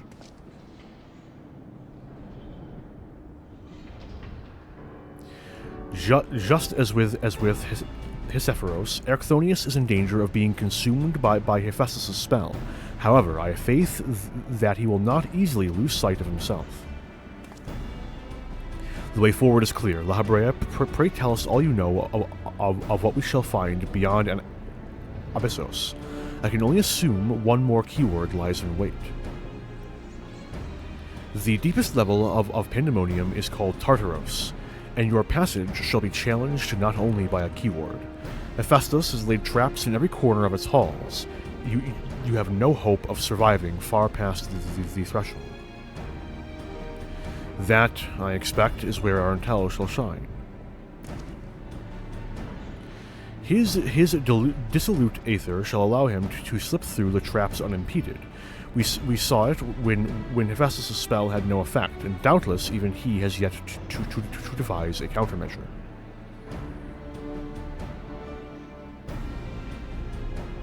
Then time is of the essence. Hephaestus is already well aware that you can match a keyword in battle. He will not stand idle while you stroll past his other defenses at your leisure. Agreed, however, clarity will be indispensable if to our success, and I'm afraid I must insist upon it ere we depart.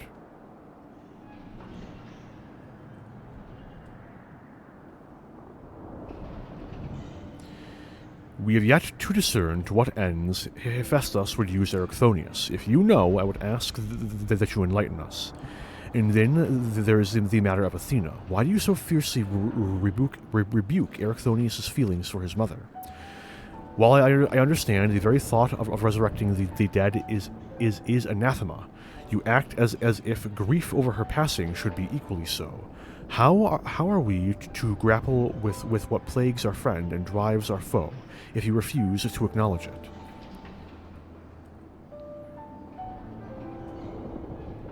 I do acknowledge it. I wish only to spare those that feel it still greater pain.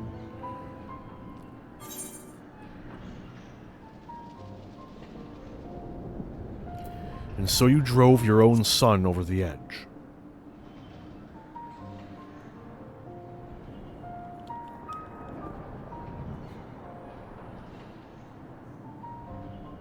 How dare you? No, you are right. The blame for Erichthonius' fate rests squarely on my shoulders. Very well, I shall lay bare the truth, but only after the foe before us has been laid low.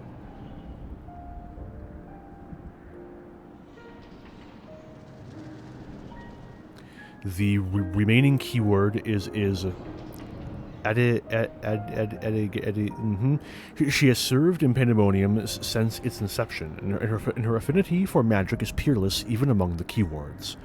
Hephaestus knows that losing her would mean the end of his experiments. He has hidden her in a space unreachable by conventional means.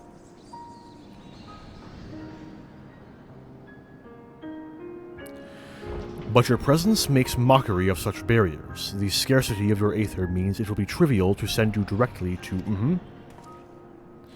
We shall approach as closely as caution will allow. We know where the battle will commence, so I do not anticipate difficulty in detecting your presence.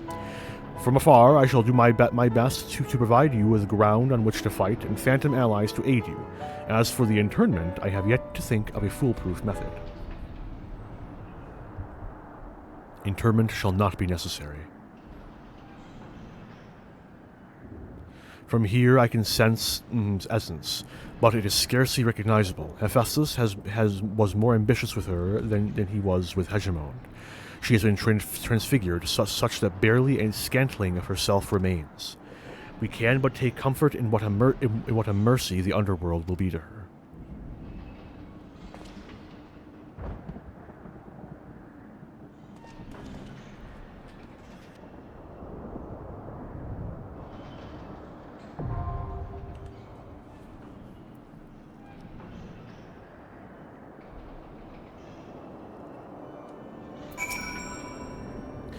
I shall establish control of Abyssos while keeping an eye on your battle. When the dust has settled, Hephaestus will have nowhere left to flee.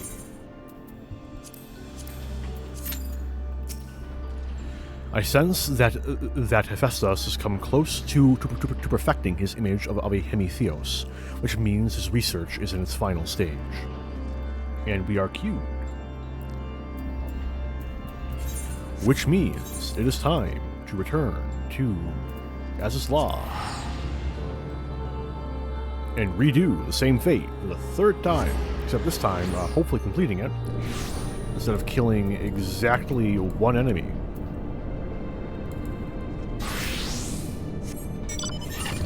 Oh no, the fate's not there. Look at that.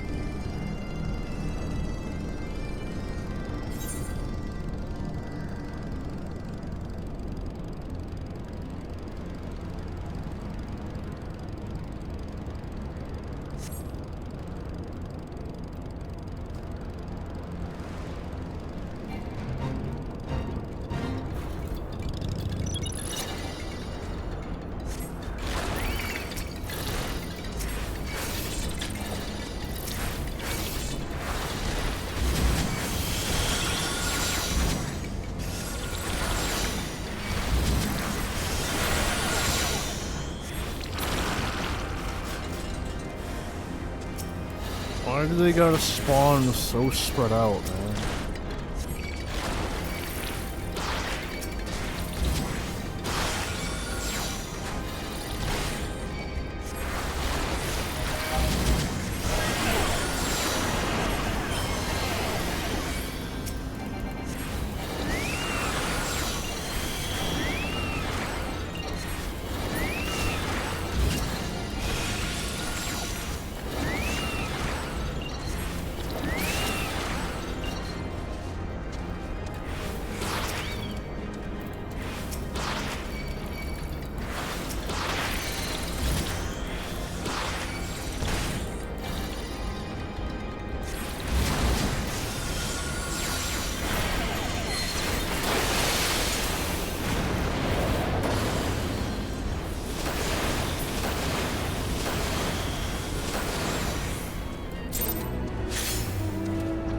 Alright, we are 2 for 2. This is going great. Alas. I'm just gonna do this one. I don't see much point in doing elsewise. Try to go halfway across the map for another one. Hello.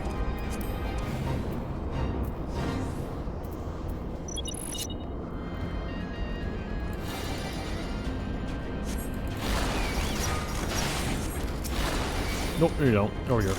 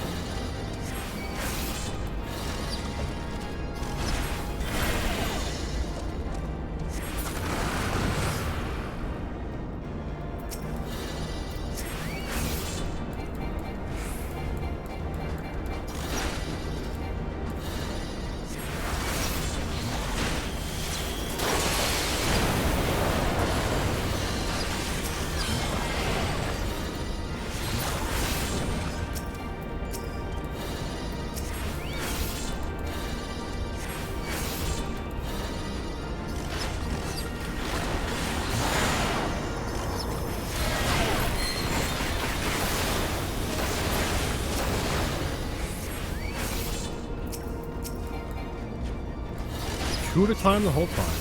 Oh. Truly a challenging thing.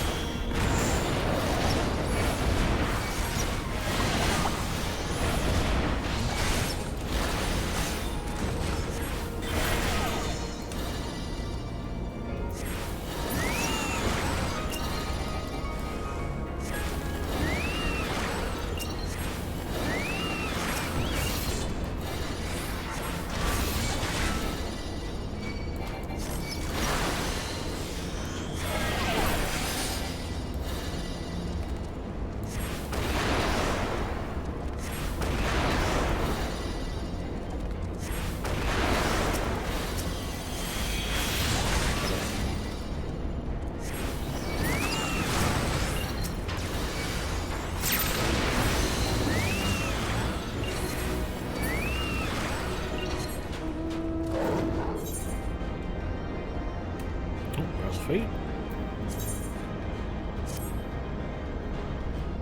I only got 2 weapons left. This one and this guy. And then I have completely finished the Yokai Watch event.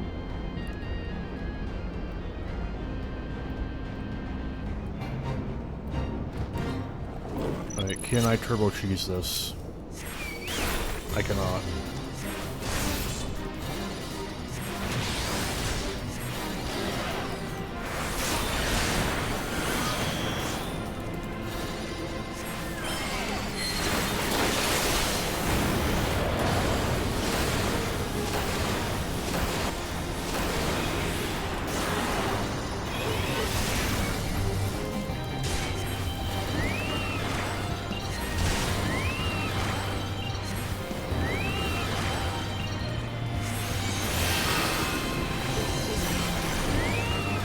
Oh, my poor Chocobo.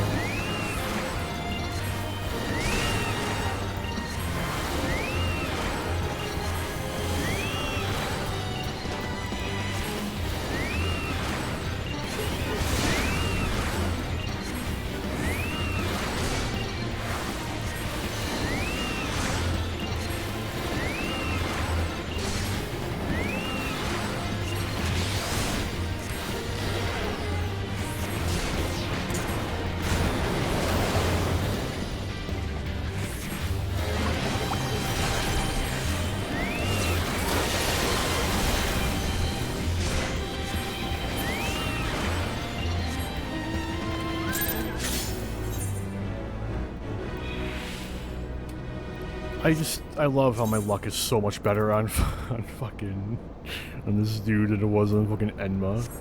It took me like 8 fates to get my first. Oh, and what luck? You popped.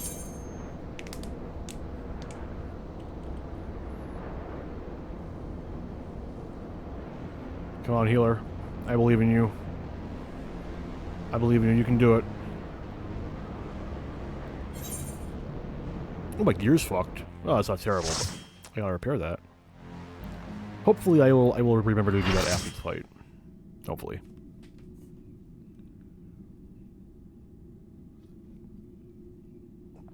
This is my favorite fight in the entire Raid series.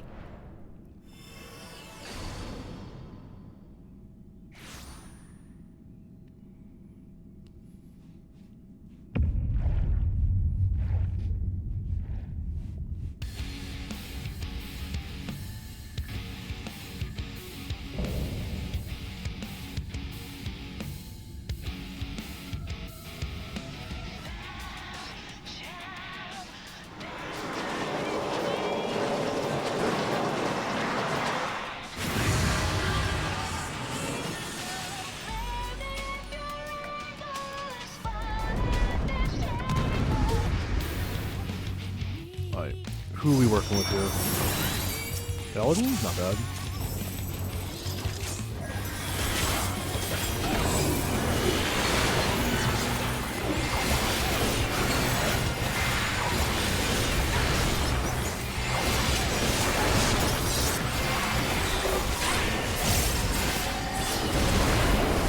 Oh, bad open. Oh, that completely wrecked my opener. Oh, I'm so mad.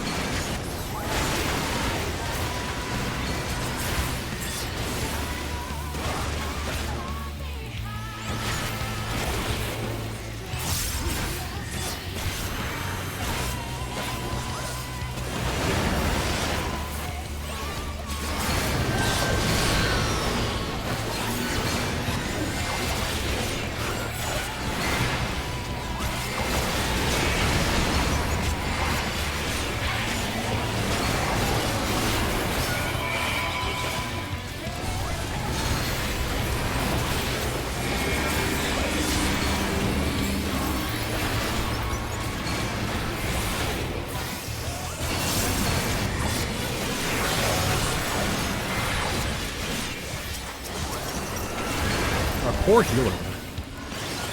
Sage is getting fucked up. Ow.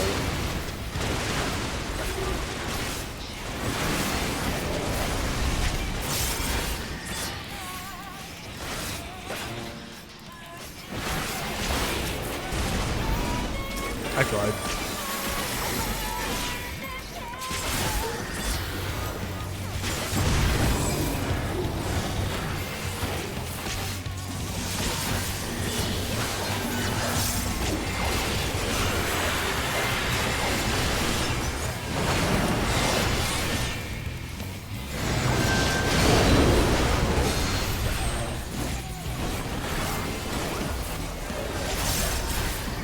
Oh, Gantz is dead.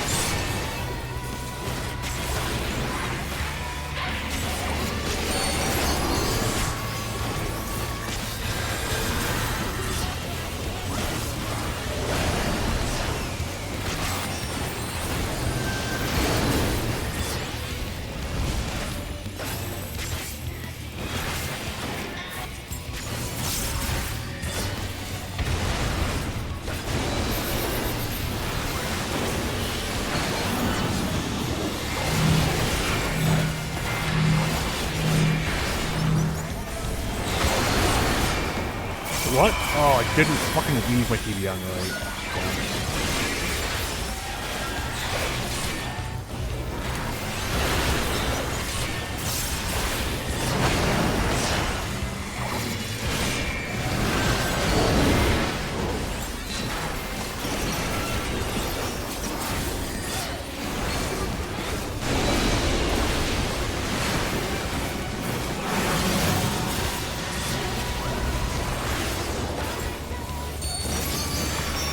Am I gonna make it? I made it. We're good.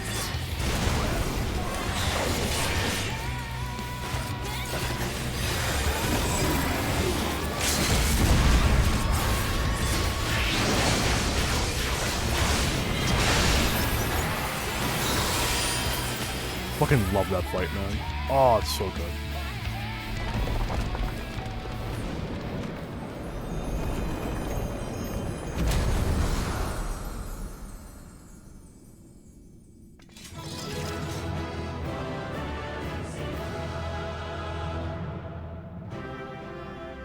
The biggest problem with that fight is that it is 100% choreographed.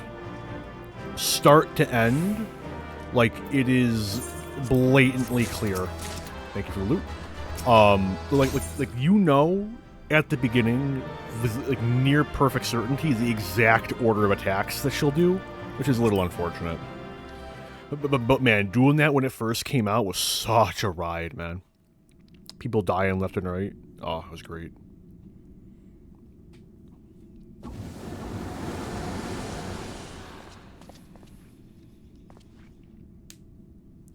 The moment Nt was slain, the flow of aether in Pandemonium focused keenly on this location, creating a tunnel of sorts through which we could quickly convey ourselves.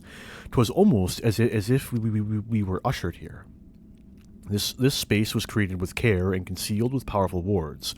Only a key ward would have been able to detect it, and even then with great difficulty. Ergo...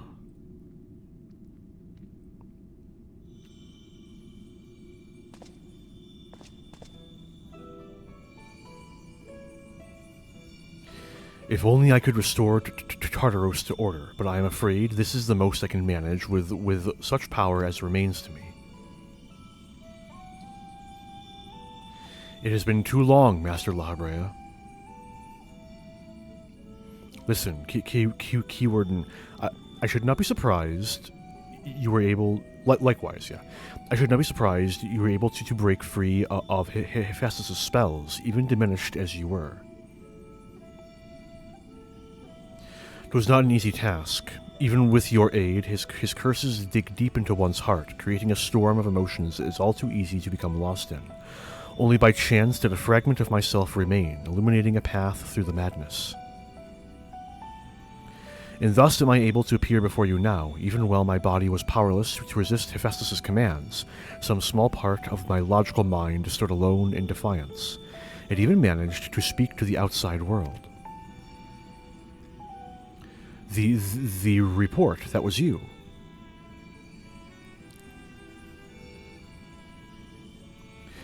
Doubtless you recognize my voice from the many times I have called out to you. The hope that all those pleas would not fall on deaf ears was all that kept me from succumbing to hopelessness.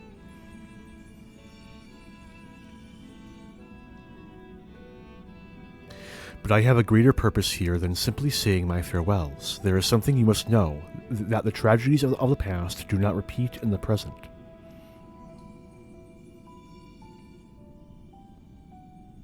Forgive me for what I am about to do, Master Labrea, but the story must be told. 'Tis the only way to understand Hephaestus' fixation on Erichthonius. No longer can you hide your heart away.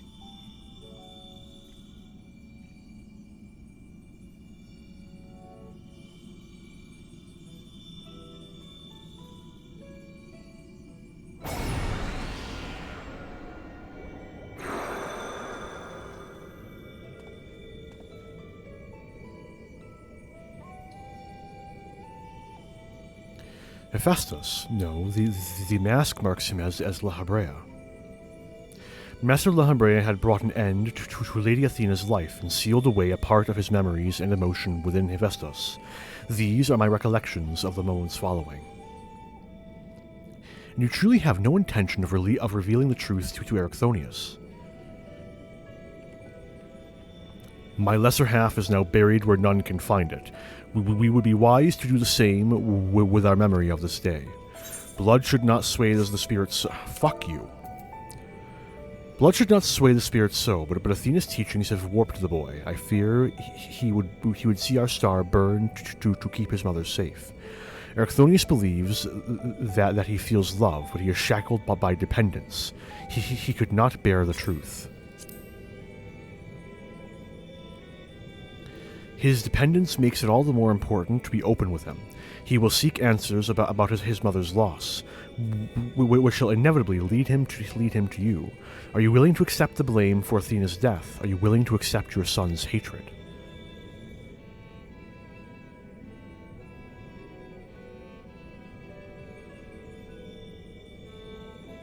If that is what comes to pass, then so be it. Better to be burdened with hatred than the knowledge that Athena thought his body and soul mere tools, to be used and discarded. Even were I to tell him what his mother plotted, he would ever seek reasons to believe that the true fault lies with me, or with him. Should he merely hate me, he will remain unfettered by doubt, free to serve the star, far from his parents' shadow.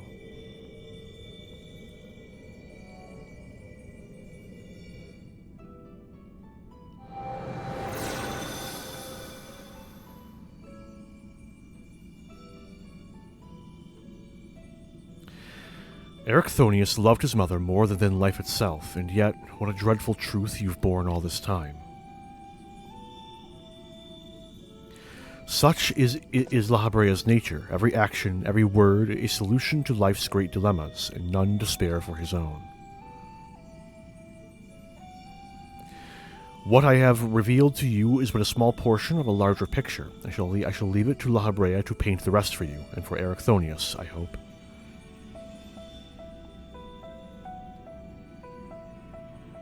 Thank you.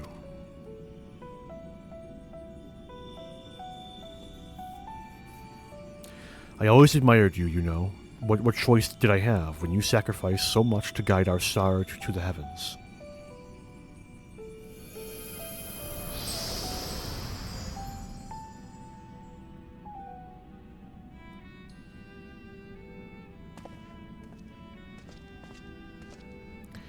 Hephaestus has doubtless sensed that his final keyword has fallen.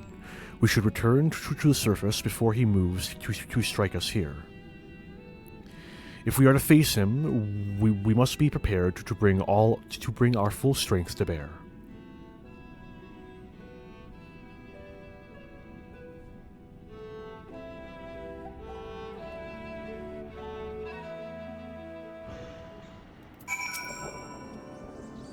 It was Erechthonius' hatred of his father that caused him to fall victim to Hephaestus' magics. Yet the root of that hatred were born from a son's love, a love nurtured not by a mother's caring for her offspring, but by a researcher creating the ideal test subject. Pandemonium abounds with demons indeed. Abyssos was ever a bold woman, even in her final moments, that she would unearth the secrets of my past for all to look upon. Still, full glad am I that she faced you as her last opponent.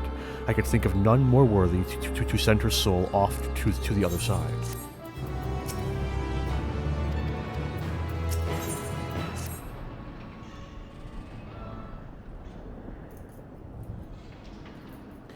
The vision you saw told the story far more eloquently than I ever could. Athena was consumed by her Why? What was There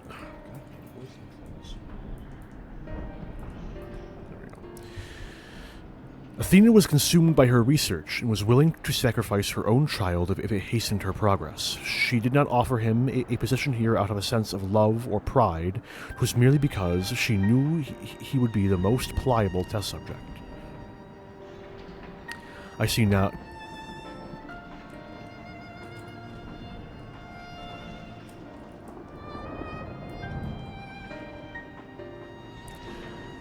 now why you hid the truth from him. I cannot say with certainty that Erechthonius could handle the weight of such betrayal after holding his mother on a pedestal for so long.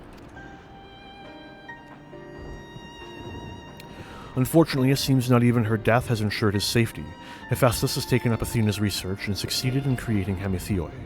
I know not what his ultimate end is, but 'tis plain it is connected with the resurrection of Athena. That knowledge alone is sufficient to direct our next course of action. As for the rest of your story, we shall hear it after we have returned Erechthonius to safety, in accordance with Abyssos' final wish. Very well. I can, at least, assure you that finding him shall prove relatively simple now that Hephaestus can no longer bend Pandemonium to his will. There is but one place left for him to find refuge, the black heart of Tartarus, where Athena built her testing compound. We can assume that Hephaestus will offer fierce resistance. I must focus my every effort on securing a safe means of approach.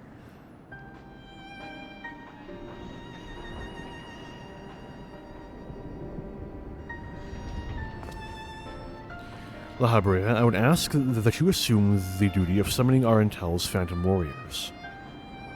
I have no objections. My ability to fight within Tartaros would be greatly diminished in any case. However, I wish to deal the final blow to Hephaestus myself. There is no need to dirty your hands with such a deed. I take it, then, that you have no intent to seal him away as before. The presence I felt when I encountered Hephaestus bear little resemblance to the entity I created. By his own hand has he become something far more wicked, and the same magics that once shackled him may very well shatter before the power he wields. On my pride as a researcher, I am loath to repeat the same mistake twice. I would not see these events play out again, so he must be extinguished.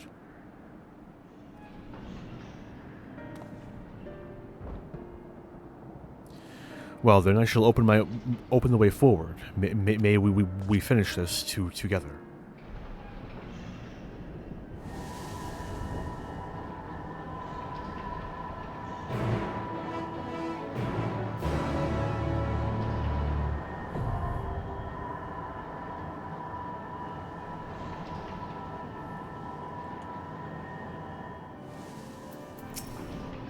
The end is in sight. Return to me safely, friend.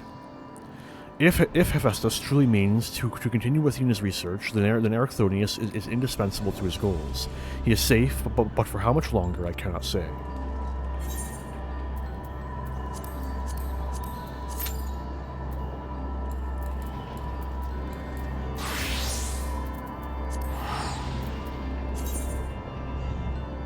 And bounce back to Ez's Law.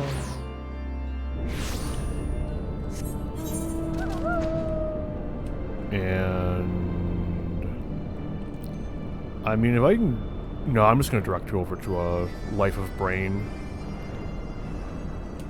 It's A, almost certainly not vulnerable to being vibed to death, and B, I am gonna get there in time.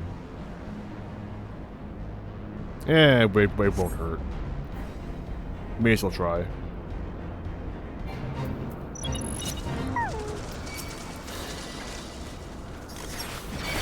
Yeah, I didn't think so. Goodbye.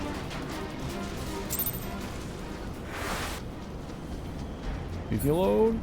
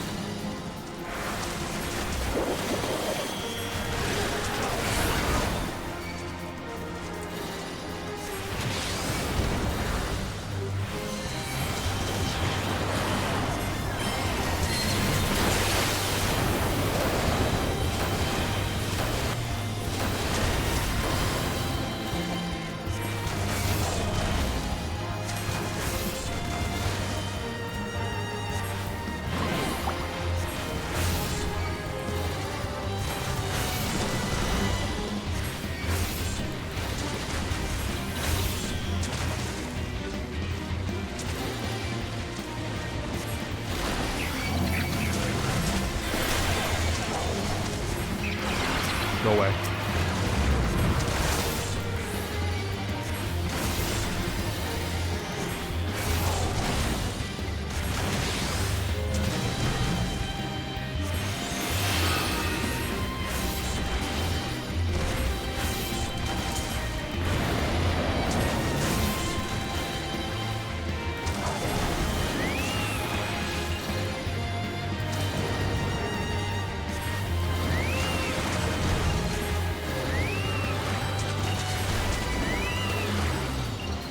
I'm going for it.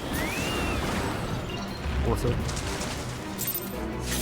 And got a coin. Luck still holding strong. Only gotta get 6 more.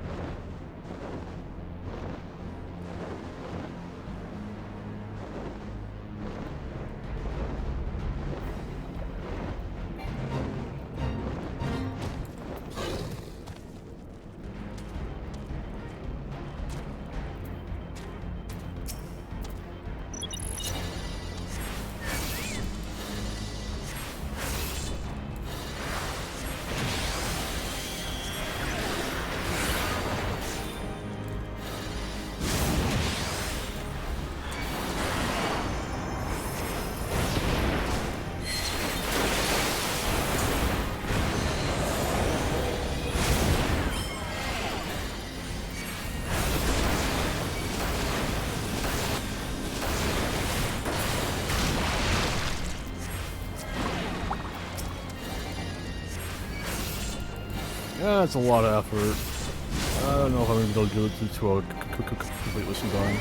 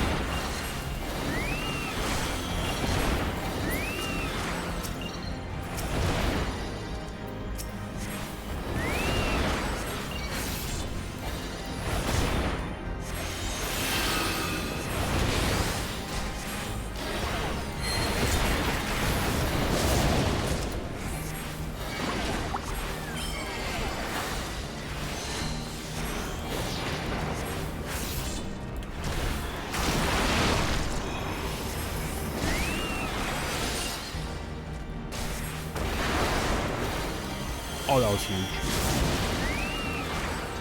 Big damage out. It'll be tight.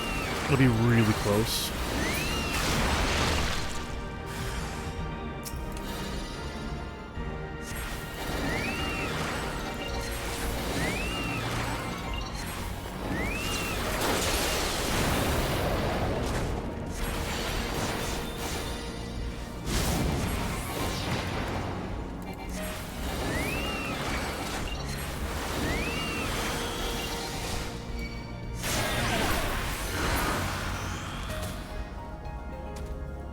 Hey.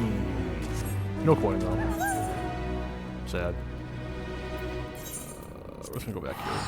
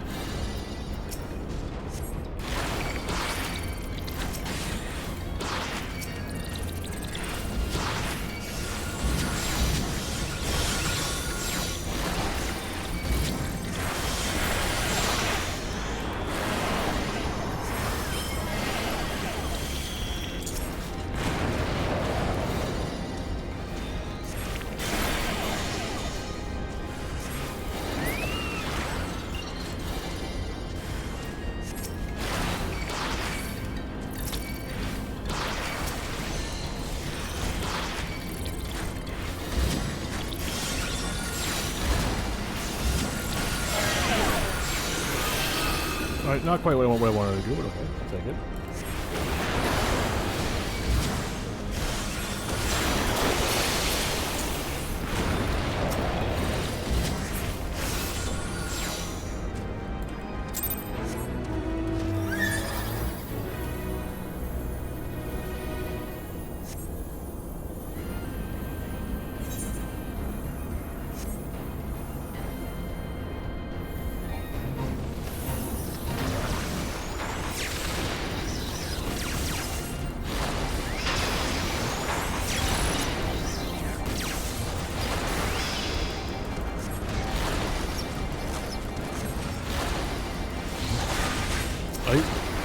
Vacuum mode activated.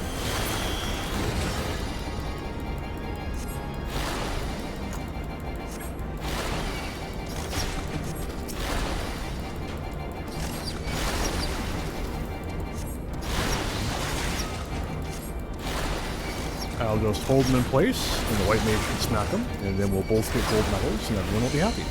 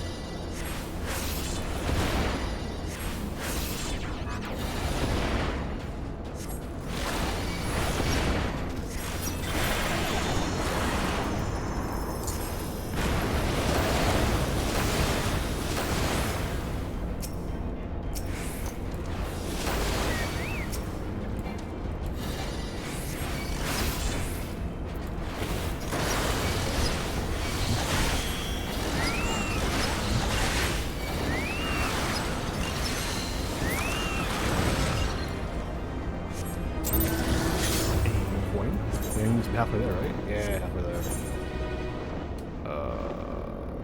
Yeah, I can try. I can try. 4 minutes may be doable, depending on the boss.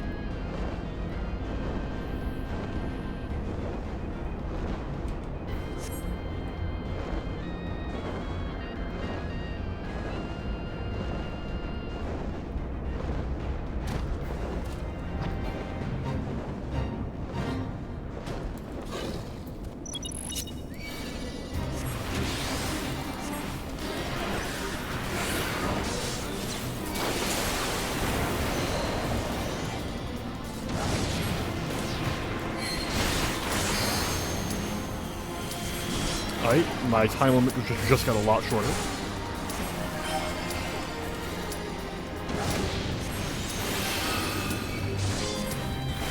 First shot.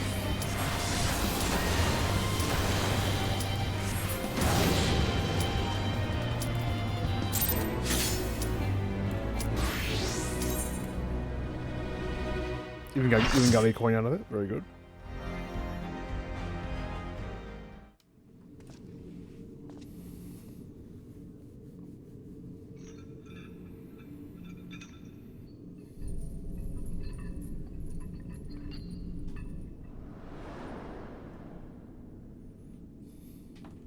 Ericthonios is mine, heart and soul.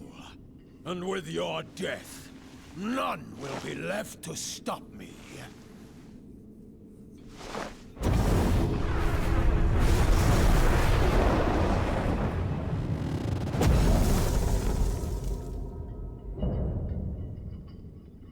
Perfect imperfection, Abyssos.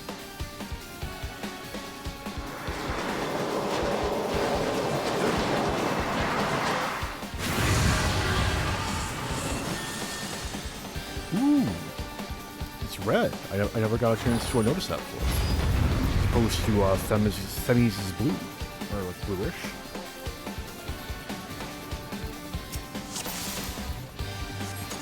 Rest eternal in the dark depths of this prison.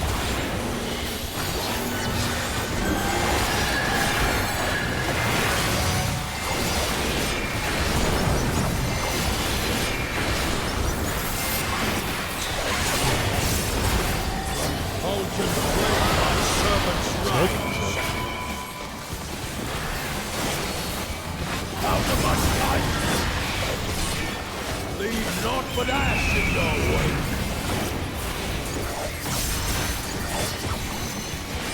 Let's breathe sorrow into your heart.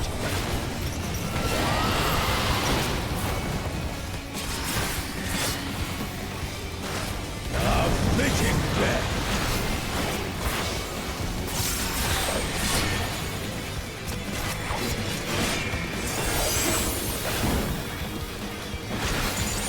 I was gonna say, yeah, it's better fucking pop my TBN. We're good, right? Behold the fruits of sacrifice.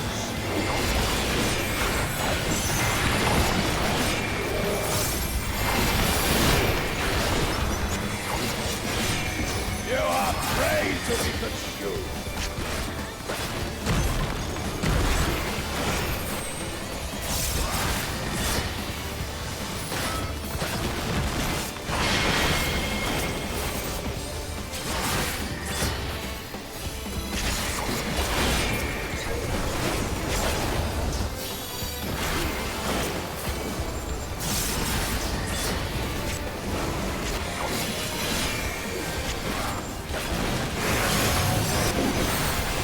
Oh, same brain cell. Wasted, recycled.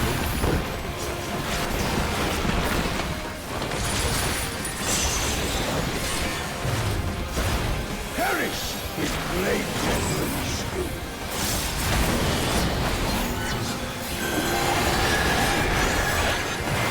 Go forth and shake your flowers.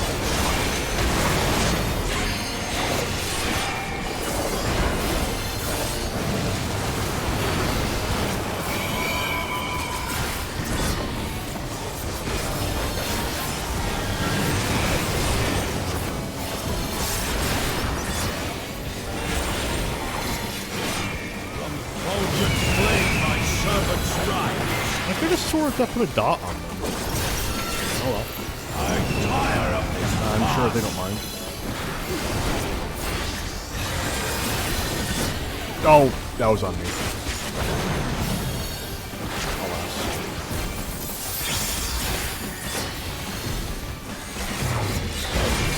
I shall see my wish fulfilled.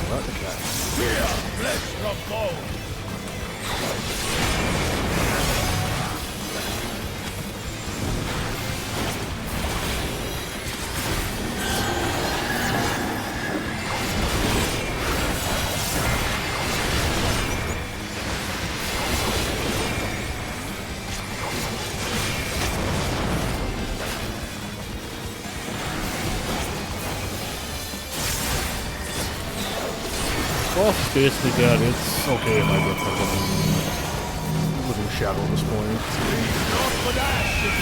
We're not gonna. He's not gonna survive to the next chance to cast it. There we go. Good shit.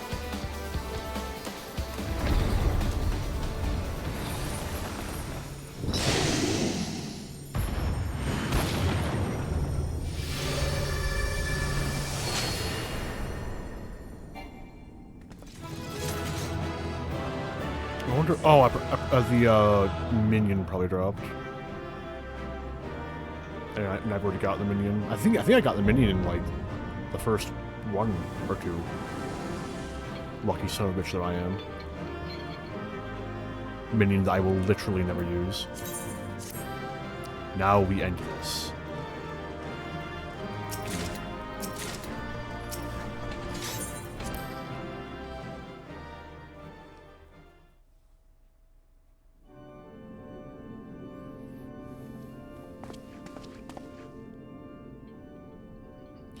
The chain of events that led to this moment began with my error. When out of mercy I can find you here. Now I break it and leave no trace of you behind.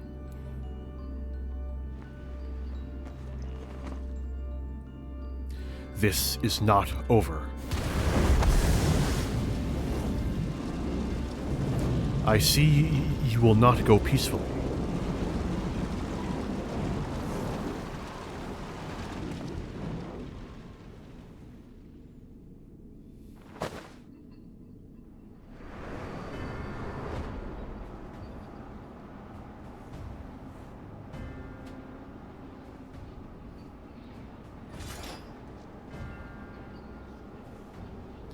Even a cast-off would uphold his pride, though such an impulse must speak to the overwhelming arrogance of my other half.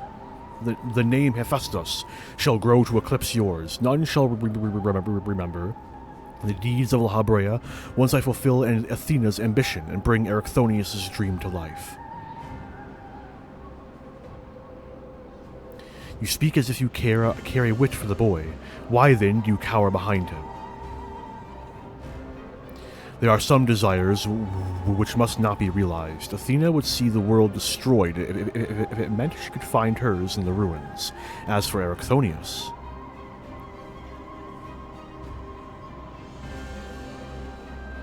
he knows not what his wish would beget, a truth which you have hidden from him. Do you truly believe a father's role is to deceive and manipulate?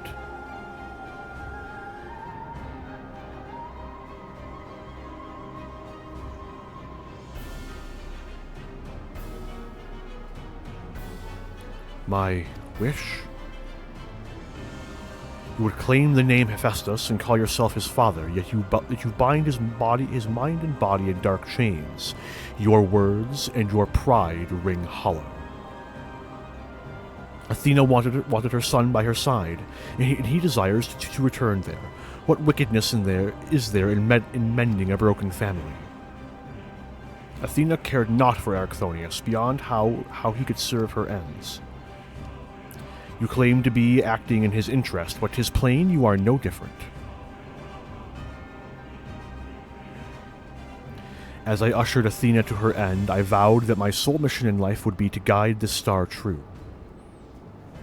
In service to that vow, I silenced the whispers of my heart. I could not nurture a son whilst an entire world looked to me for guidance. For that choice, I bear the responsibility. Yet he is still my son, and I'll not suffer you to seduce him with false hope. You who are naught but the bitter dregs of Athena and I, the very worst of us.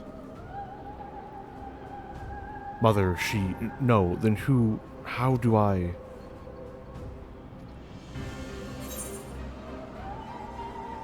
Hearken to your heart.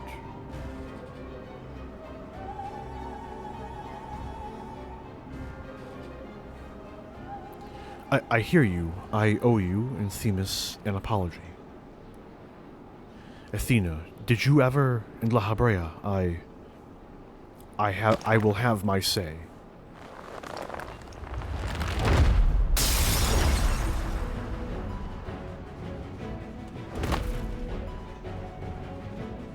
How? His mind was mine. I can't explain. Arntel's words reached me through the haze. They rang loud and clear. As did the words of another, in a voice much like yours, but resounding with truth.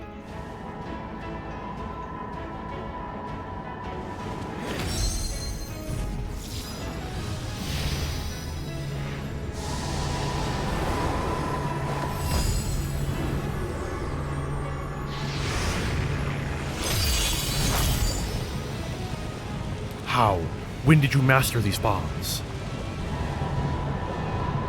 Oh, we've interred much worse.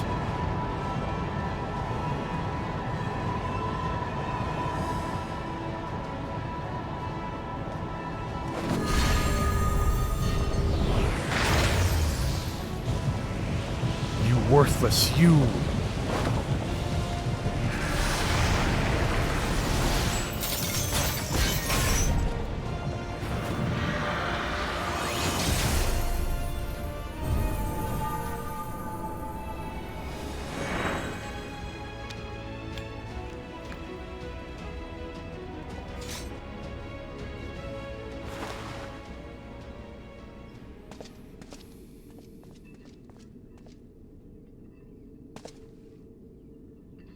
It appears my failures have borne fruit after all.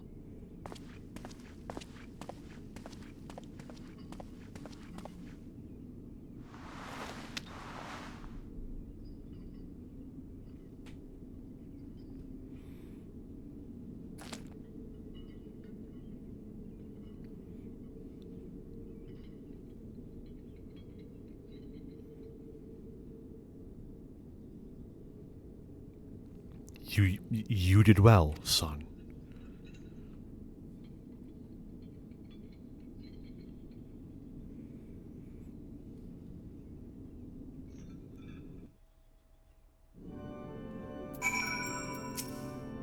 Where are we? With Hephaestus' essence contained in this crystal, we may safely return Erichthonius above. That he would bind Hephaestus with only half his senses intact. You quite understand his adeptness in the art of internment. It was hardly what I had in mind, but a feat deserving of praise nonetheless.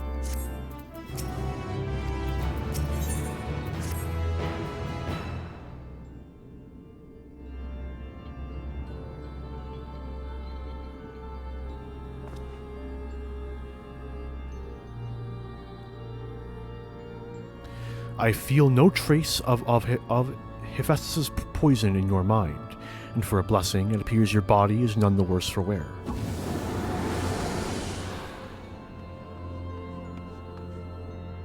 I made my way here as soon as I could. I no longer sense Hephaestus, and the force assailing Pandemonium's barriers has ceased. Are we rid of him for good and all?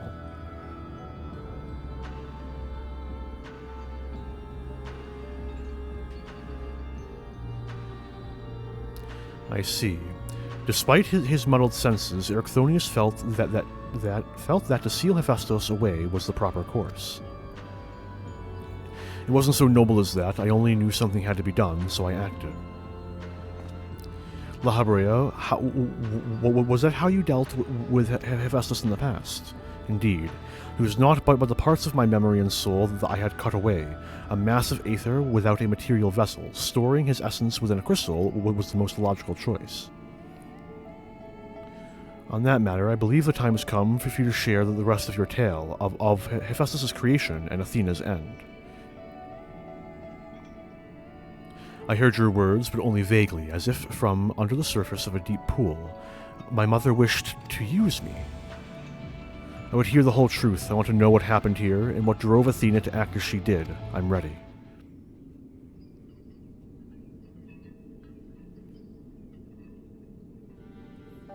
Athena's brilliance outshone us all. Even the other members of the Words of La Habrea were as children in comparison. So dedicated to research was she that it was not unheard of for her to forget meals or even sleep. Her mind was ever grasping for knowledge, and it was in this endless search that she became obsessed with uncovering the secrets of life. You see, while we can conceive life in various forms, the means of creating a soul are beyond our ken. Similarly, though we can enhance and alter our physical vessels, we have ever been bound to them. Athena's purpose was to shatter these limitations. Such limitations as we were not meant to surpass. She sought to enter the realm of the gods. Scarce few have the ability to comprehend what such a task entails, let alone the courage to attempt it. For most, the thought would be an idle fancy, considered once and then discarded. Not so for Athena. As leader of the Words of La Habrea, I spoke with her often about transcending our being. From an academic perspective, the challenge has plagued countless researchers through the ages. It was during these musings I began to formulate a theory, a means by which a person could meld with a creation. The weaknesses of one would be mitigated by the strengths of the other, and the result could be something greater than we have ever imagined. Although it was but a theory, Athena insisted I develop it further. Curious about every detail along the way, our conversations became more frequent, and our platonic relationship grew into something much more. I take it I was born not soon after.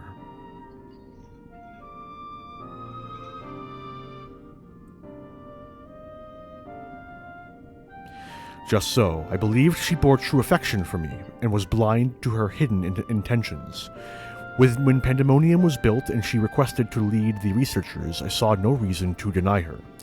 Even setting aside our relationship, her accomplishments as a scholar made her the obvious choice. However, in giving her Pandemonium, I also gave her free rein to conduct whatever experiments she could devise. And when you found out what she was doing, you killed her. I made haste to Pandemonium the moment I learned of these hidden chambers. I left Abyssos to keep watch from Tartaros's vestibule as I ventured deeper, knowing not what would await me.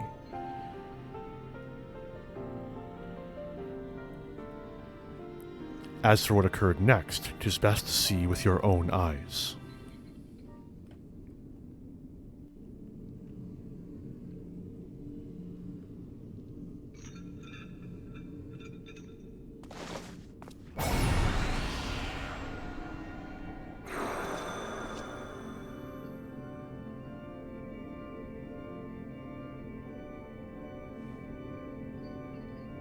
Is that me?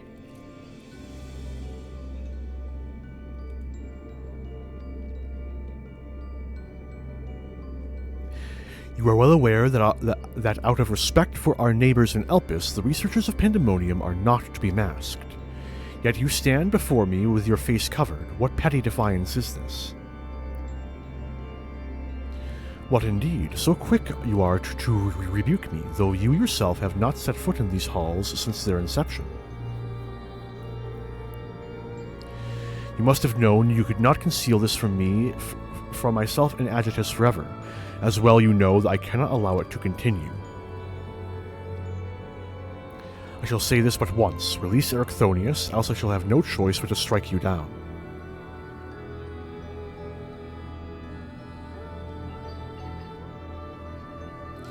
I would meet my end at the hands of none other. However, ere my time has come, I will have you know the why of it. Then you will not desist. Once you understand what has driven me this far, you shall see that stopping was never an option.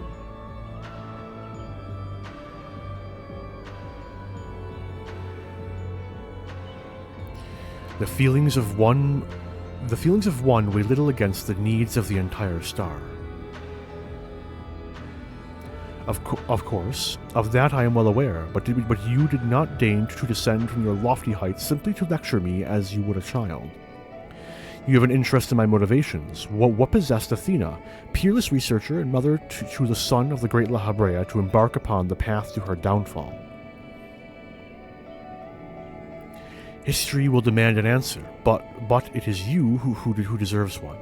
Give me your hand, La Habrea, and we shall know each other more deeply, yada yada yada. God damn it. Impossible. You bonded with your souls?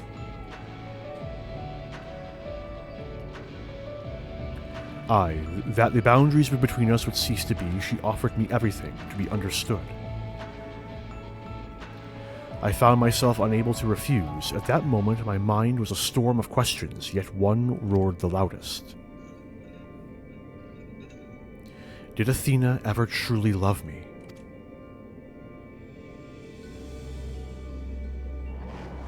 I am become thee, memory and mind.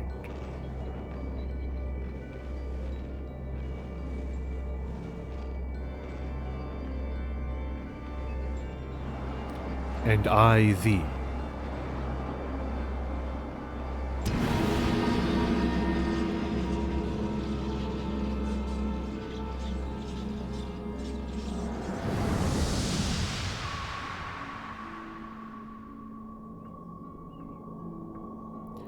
Can you feel it? My heart, all that I am.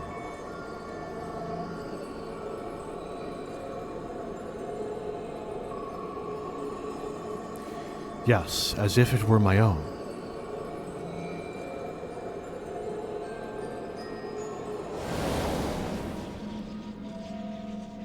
A fathomless desire to dissect the mysteries of life, to transcend our mortal flesh and bleed into a higher plane of existence. An unquenchable thirst for knowledge, not a single thought spared for another, for the star.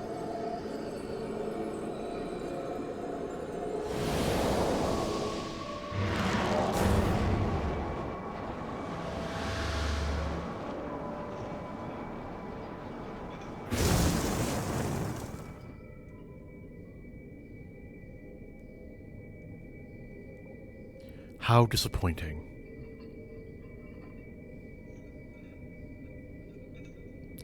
Yet what is known cannot be unknown. You have beheld my life's work. Try as you might to excise the memory, the seed of desire remains, and when it takes root, you too shall be consumed by the self-same fervor. I will dig it out. I will dispense of the corruption in my soul ere your rotten insight spreads. 'Twas my weakness that let this wickedness fester, but never again. Today I cast aside fickle emotion and abide in duty alone. Today I renounce all that I was and live only as La Habrea.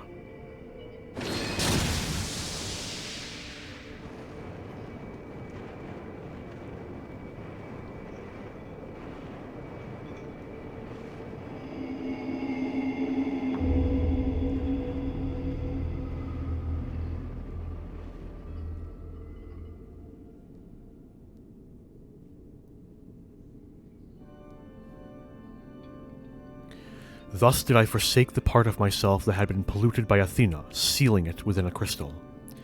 Never did I think I would one day face those memories made flesh. Forgive my bluntness, but your actions bordered on insanity. To go to such lengths to escape your memories, you nearly rewrote your very existence. Rest assured, the change did not go unnoticed by our colleagues in the convocation. Ikiorm and Emetselk in particular made plain these suspicions they harbored. As well they should have. That you escaped with your life was nothing short of a miracle. Why didn't you destroy the crystal then and there? Did you think to one day make use of the knowledge it contained? I will not deny such considerations played into my decision, but my main motivation was fear. I had never attempted such a feat before. The crystal was my sole recourse should something go awry with the remainder of my soul. In hindsight, to cling to it was a mistake born of doubt. Athena must have anticipated that I would resort to such measures, and prepared a vessel beforehand that would accept the dregs of my soul.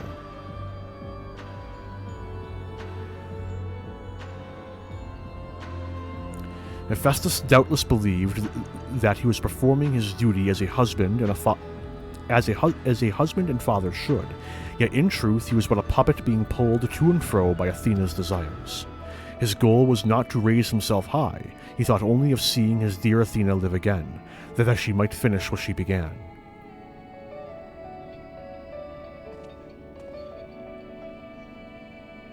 Yet for all that, he and I were alike. We yet shared a fatal flaw, you see. Our need for control blinded us to other perspectives.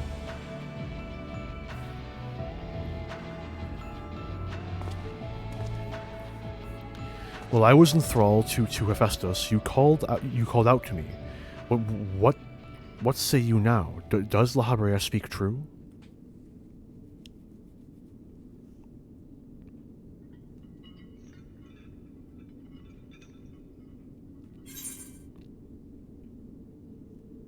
Yes, and now it's your turn to do the same.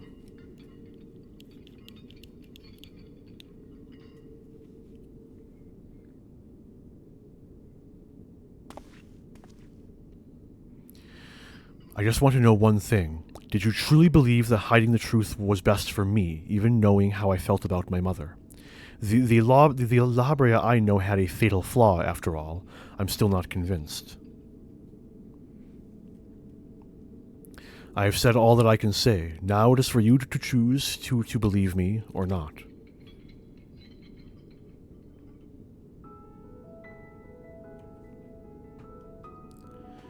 The La Habrea I know holds duty above all else. I would sooner prostrate myself before an erupting volcano than place my fickle emotions in his path.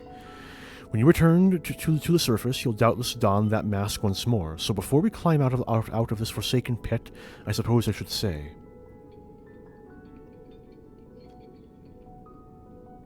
thank you, Hephaestus.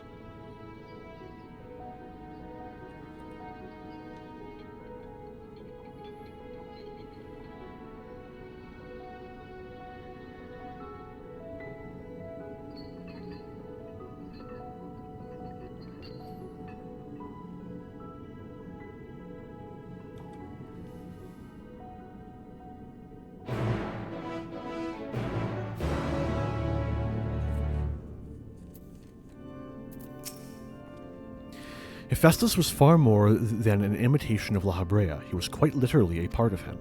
But La Habrea to me is a man who thinks of naught but his duty. By casting aside the burden that Hephaestus represented, he shall become ever more himself in a way. I have said all that needs to be said. From this moment forward, I pledge that my heart shall not lead me astray. I've heard enough. There's more I would yet discuss, but we should first return to Pandemonium's gates. I'll gather my thoughts on the way.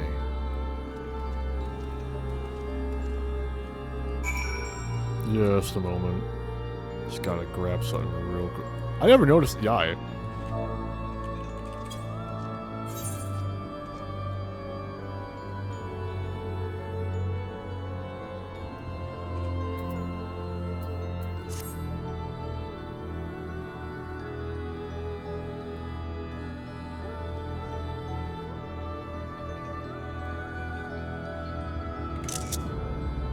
Oh, I'm good.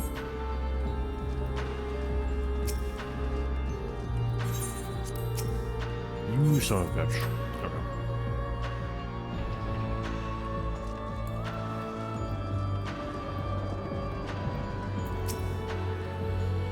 We have regained complete control of the facility, but it shall take some time yet until things are in working order again. Athena viewed Erichthonius as the ideal test subject. Hephaestus' research must have been very nearly complete to seek him out like he did.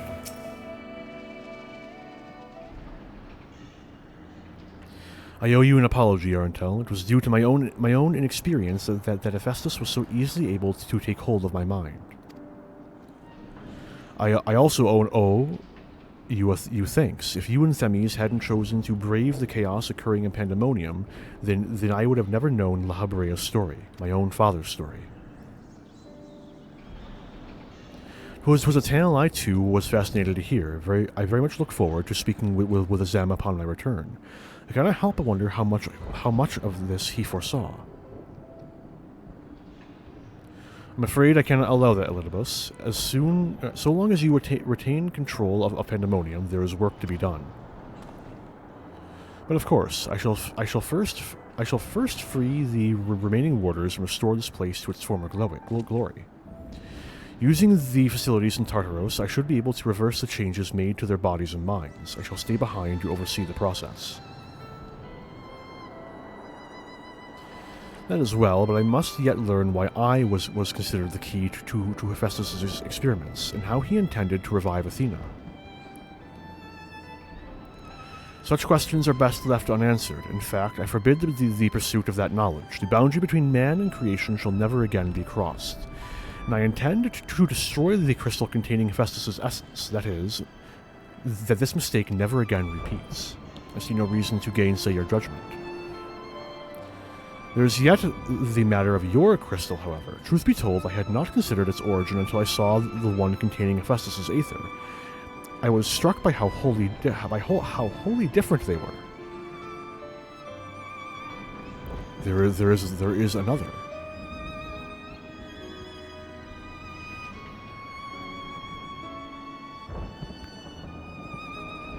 While imbuing a crystal with memories is a simple process, storing a message, a warning even, will be something altogether more complex. This also means that someone besides the present company and Azem was aware of the plot unfolding within Pandemonium. Then why would they not make themselves known even now? No threats remain. Perhaps it was one of the other warders. We shall question them after they are freed.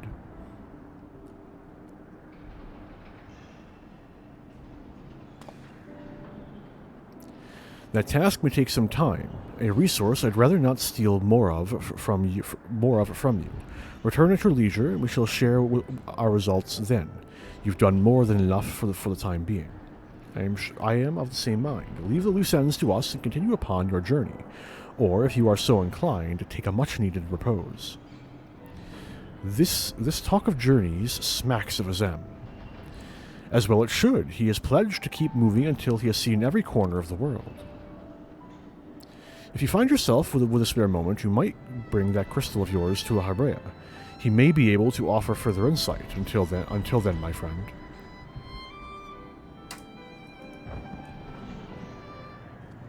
I look forward to your returning with the crystal, but worry not, I shall try my level best to stave off loneliness while you're gone. As you may have noticed during our battle, La Habrea's mask crowns me when I've transformed. It is said that we manifest in a way that reflects our innermost selves. I had thought that mask a symbol of the chains that bound my heart, but recent events have caused me to reconsider that assumption. The crystal that hangs from Erichthonius' waist was a gift from me, made in the hopes that it would spark growth in his aptitude for magic. 'Tis plain he no longer requires it, but I see no reason he could not wear it a while longer.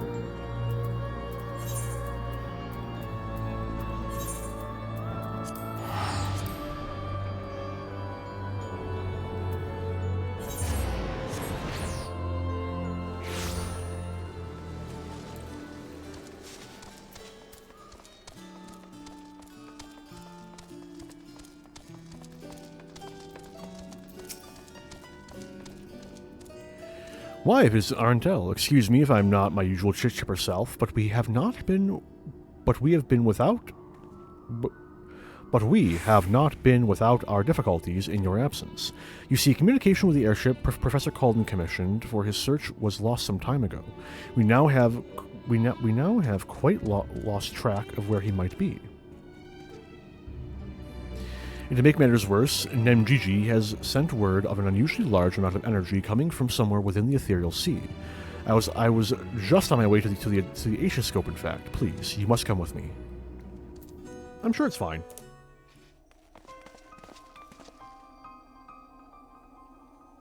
Yeah, totally fine. Wow, isn't that nifty? We found it, guys. So that's where it went after the Sundering.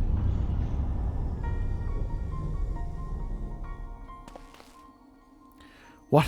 What is that? Is it real?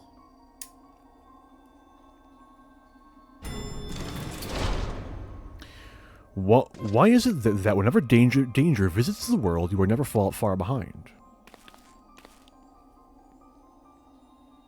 Plot contrivance. The unknowable hand of the writer. And you two, Professor Calden's assistants, I take it. As you arrived before me, I take it you are involved in this. I would thank you to furnish me with an explanation.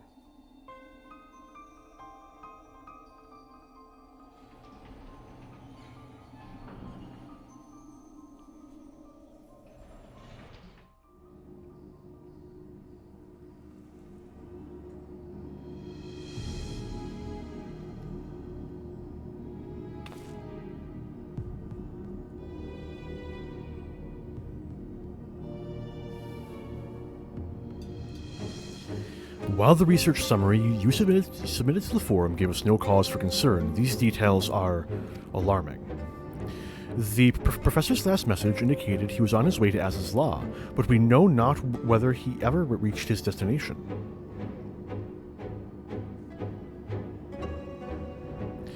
A rash endeavor even for Calden, but he has ever allowed the thrill of discovery to cloud his better judgment. We have no recourse but to entreat Ishgard's aid in searching for him. As for the unsightly fortress, which materialized in the ethereal sea, Pandemonium was it? It cannot be left alone. For the time being, information regarding this matter will be strictly controlled so as to minimize panic. We will gather those with knowledge of the ethereal sea and continue monitoring it for further irregularities. You two submit a detailed report to the forum at once. At present, we have far more questions than answers. Nevertheless, I would ask for your assistance at such time as our investigation has concluded. Of course. I live for this shit, man. Very good. Now, if you'll excuse me, I must apprise the forum of what has occurred here.